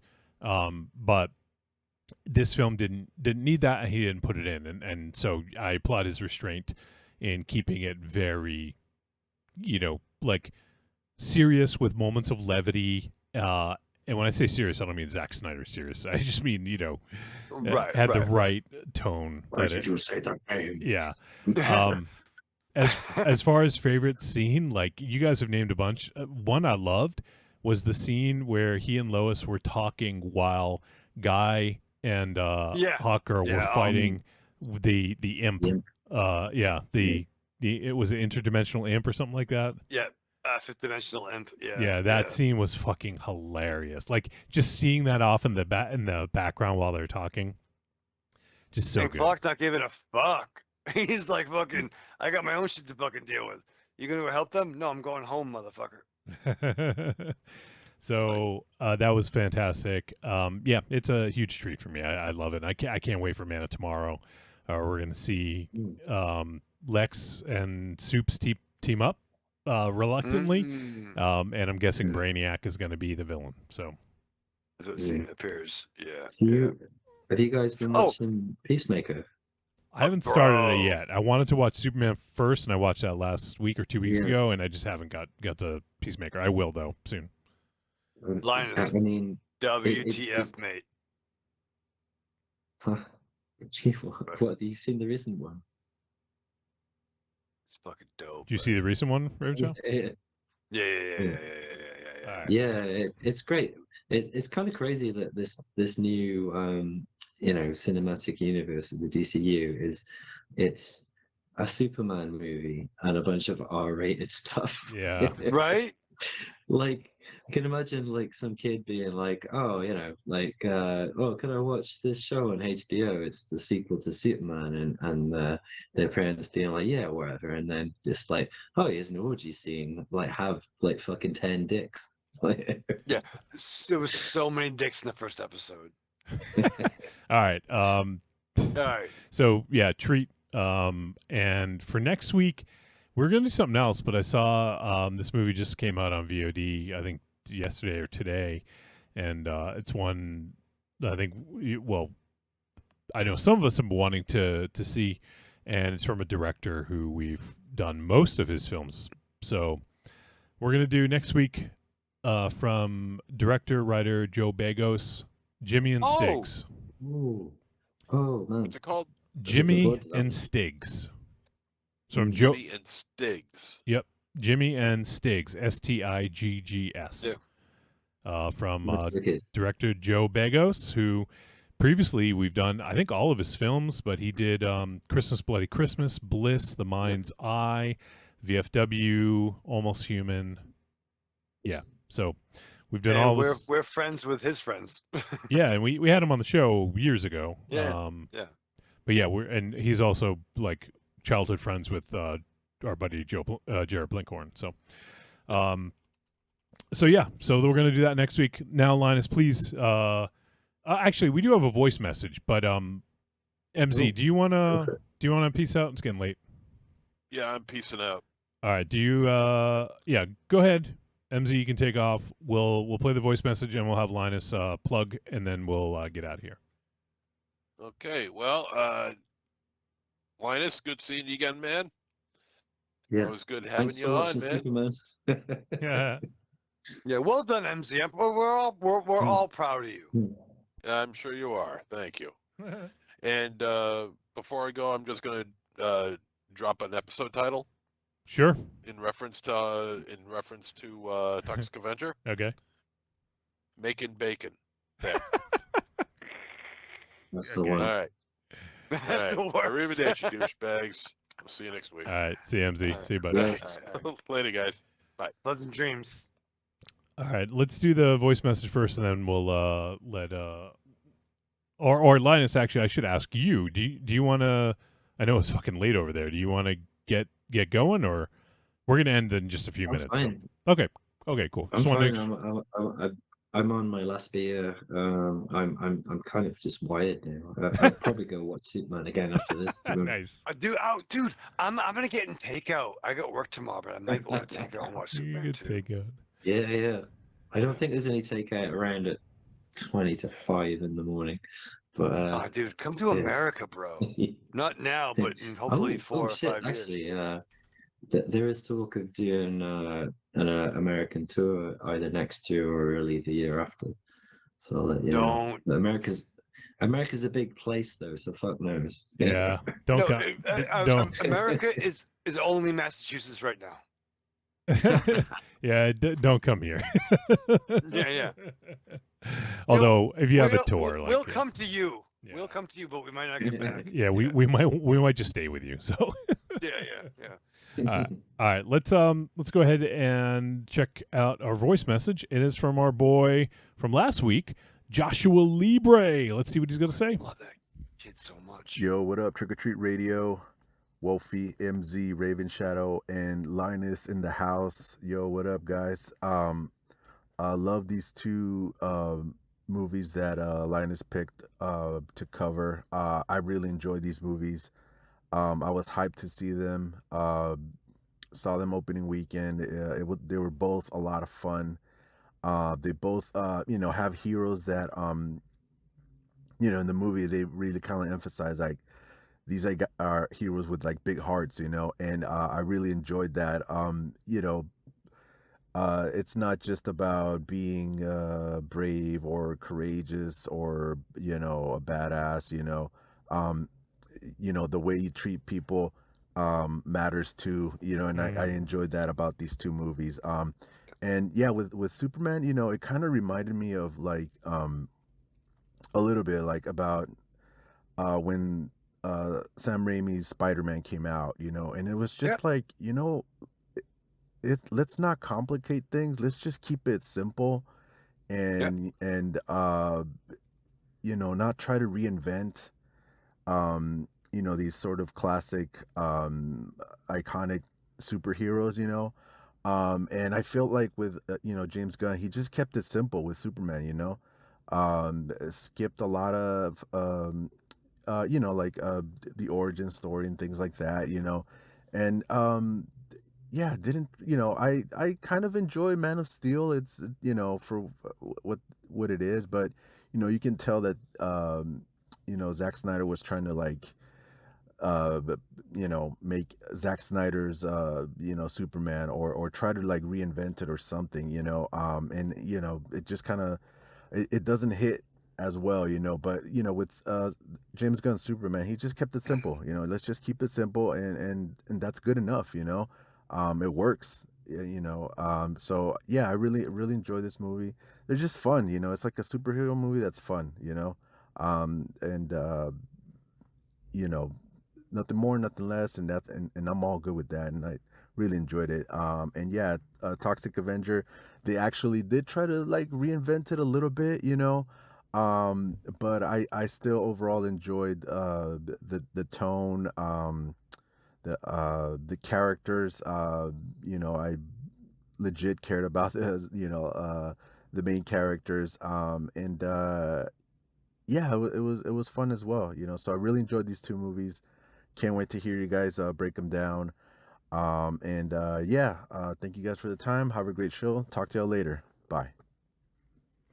All right, Joshua Libre, great to hear from you. And he dug both films. What do you think, Raven Shadow? So much. Brother I rating. love the kid. Brother rating at 10, bro. Come on now. What's his mate rate? That's mate rate. Oh shit! That's the fucking shit. exchange rate from brother rating here in the States to the mate rate in the UK. That's kind of fucking awesome. Fucking Linus dropped the banger Mate end of rate. show. What a young mate. Oh shit! We should have a. He's a fucking diamond geezer. oh shit! I got my Diamond Giza Platinum card, motherfucker. We should have a section of the show called "Rate My Mate," Raven Shadow. Yeah, bro. Rate my British friend. Here's Linus. He's the only that's one. Rate My Mate. That's it. I'm like, he's awesome. We talk about Superman a lot in our personal chat. All right. So go ahead, Linus. Please plug whatever you want, and okay. All yours. Well, it's just just two Superman things. One was a YouTube video by Robert Rodriguez Music, but it's not that Robert Rodriguez. But just because I really fucking love the score for this movie, and the video is called "These Three Notes." Gave me chills in the Superman score. It's funny. I saw that video pop up in my feed because I'd been watching some Superman stuff. I should watch it. Yeah, it's great. Because the main sort of theme of the movie is just made out of the da da da da da, like where it stretches out, and it does so much with so little, and it's an amazing score. Like I've been listening to a lot, and yeah, not just the Iggy Pop track at the end, which is also like the perfect fucking cover. It's fucking so good. Fucking so good. Yeah. And then also my friend Paul, who I went to see Superman with twice, who's I think probably the world's biggest Superman fan. Sorry, so the biggest Superman fan in the world. He did an episode of the podcast that he appears on YouTube, which is the Comics Cube, where him and the other guy Doi did reviews of Superman and Fantastic Four. Nice. So if you want to deep dive on someone who really knows their hashtag super shit, then that really upsets me. Yeah. And the only other thing was I noted this down at the top of my notes I had on my phone. Was for MZ, but he's not here. But he missed a significant coughing corner this week. Oh shit! Renato Casaro, the Italian poster artist, did everything from the Dollars trilogy to Conan to Army of Darkness. Passed away. Oh shit! Oh, those fucking Army of Darkness posters were fucking dope as fuck. They were, yeah. Like, I wish they would paint me. I'll tell you that much. Fucking like, speaking of Army of Darkness, one of the shows I put on a couple of weeks ago was a really wicked grindcore band from Los Angeles called Bruce Campbell. Oh shit! These guys out. They're fucking Hello, sick. Lucky Dog. We are Bruce Campbell. They're from Los Angeles, so they don't sound like that. No, I think all bands sound like that. Yeah, it's a It's Raven like shout all out, dogs are named Rex. You know what I mean? These are one of those things. Yeah, well, all their songs are like, Evil Dead related, as far as I could tell. So this is like, this was called fucking Cabin in the Woods or some shit. 1, 2, 3, 4. Oh shit, Wolfie! Cabin in the Woods Dose is coming out, dog. Yeah, can't wait. Jeez.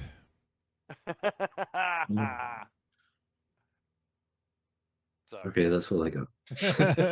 All right, awesome. Well, those are good recommendations. So, oh, look at that! He's got the shirt. Raven Chat, where's your Superman shirt? Huh? You wearing your underoos? That's awesome. You have the new one. I'm gonna get one for Christmas. You jelly? I am a little jelly. But no, I have anxiety. I don't wear Superman shirts out in public because I have anxiety that like I won't be able to open a door or like do something a certain way and ask for help. And like, here you go, Superman. Here's your fucking lid. You know what I mean? That's what I think about. I think that just really speaks to your ego.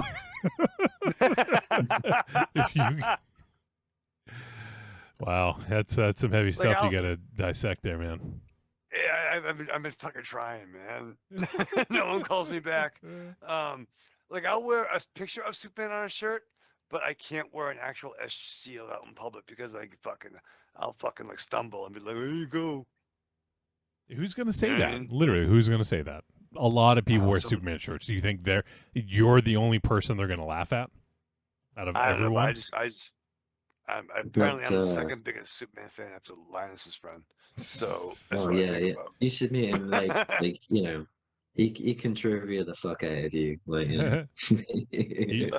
You Um, are a Clark sucker, Raven Shadow. So I do actually. I do have a dope. It's a black shirt, black tee with a gray S, but the S is all in smoke. My mom bought me. That's a weird fucking thing. That's gonna be a fucking You topic should, next Tuesday.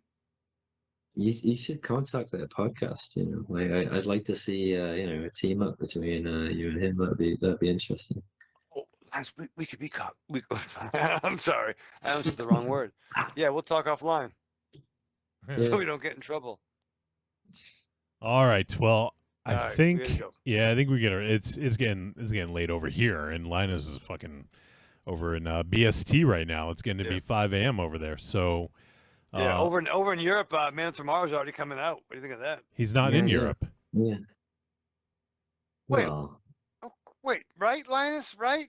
What's no, I'm in Europe. I'm not in the European Union anymore. So I'm in the area of Europe, but we're just excluded from all the good shit that happens in Europe Yeah, because that's fine. Yeah, because yeah. of like racism and you know fucking bullshit. You know what? Smoke if you got him, folks, because they ain't gonna get any better. Yeah. You know what I mean? Indeed. Yeah. All right. Hug your pups. Yeah, Hug exactly. your pups. Yeah, hug your cryptos. And I don't mean your fucking crypto bros out there. I'm getting taken like a motherfucker. All right, that is What's gonna. Yeah, go ahead. Go Oh, ahead. sorry. No, go ahead, Liz. Just another Superman aside. It was like it was nice to see. There was a little brief moment online where all the all this sort of like toxic masculinity kids like had a little moment of being like, bro, what if we are just nice to each other, bro? You know, like, Yeah, right. Like,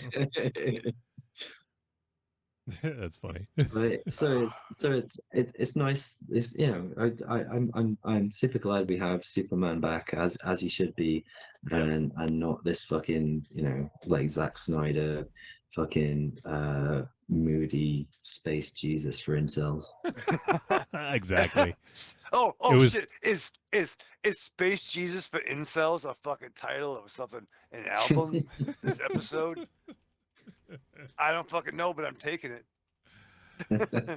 That's funny. Let's You see. can end the show now. It's fine. Sorry. All right, so let's yeah, we're gonna wrap this up, but I had a fucking blast. I legit wish we could talk about each I of know, these movies for like another hour at least each. I mean I love both these movies differently. You know, Superman was just fucking great, but I was really super happy about Toxic Avenger. I was, you know, a little afraid, but no, I ended up really digging it. So I'm definitely glad we did it. But Linus, as always, man, it's always a pleasure to hang with you and to you know get some more culture like us fucking Americans or capitalism. No, I'm just kidding. Not really though. That's what America's all about. But And we're sorry. yeah, we're sorry Linus, for anything that's tell- happening over there. Linus, tell England we're sorry. Well, we started it. Don't worry. That's well, technically, Yeah, I mean, I listen, guess. I mean, We won the war. Let's not get into it. You know what I'm saying? Like, let's just let's not talk about who wins what. We're all Let's losing not- right let's now. let's let bygones be bygones. So, yeah. So Linus, we appreciate you hanging out. Appreciate your support over the years, man. It means a lot. And everyone, go check out Linus's work on Bandcamp, on streaming. Check out his solo projects. Check out his bands. If Atomsk is coming to your town or your country, go check him out. But yeah. Always a fucking pleasure, Linus, and love hearing from you. Love chatting with you, man. You're the best. And one of these days, I'm going to make it over there, and I'm going to ask for your recommendation for vegan places, and hopefully we can meet up at one of them. So, look forward to that day. Hopefully it's Less sooner than than there later. was. So. Did you say less There's than there? less than there was. Yeah, that's unfortunate. Was it I mean, COVID or just they're kind of I don't getting away know, from like, it? it seems to be a whole like thing. I feel like 5 or 6 years ago, it was like even in like supermarkets, like one of the big supermarkets had this big range of like vegan sandwiches, and suddenly there was like 10 or 12 like different fucking sandwiches you could get, and now it's been scaled back to like 3 different varieties of fake meat, and a lot. And so it's like it's just like anything else. It's just like, oh, this is a new thing, like let's all do it, and then it's like, oh no, let's pare it back to actually what people like actually use. But Bristol's still pretty good for it because like everywhere it does something, and usually does it pretty well. Well, it's good. It sucks to see that some of them are diminishing or offering less, but yeah. But yeah, regardless, hopefully that day happens sometime soon. And with that, let's say goodbye. So, Linus, anything else you wanna add? Any goodbyes or anything else you want to say? No, I think I've said far too much. Adios. All right, Raven Shadow, go ahead. Linus, you're my mate, dog. You know this. And we gotta talk, and we gotta fucking team up and do some fucking just get in trouble. But again, as always, thank you for your support, and thank you for your selections.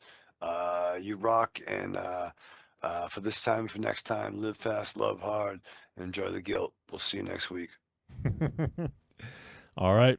That is going to do it. So once again, big fucking thanks to Linus. And for some great picks. Toxic Avenger, Superman. If you haven't seen him, go check him out. And feel free to give us a voice message. Send it to podcast@trickortreatradio.com.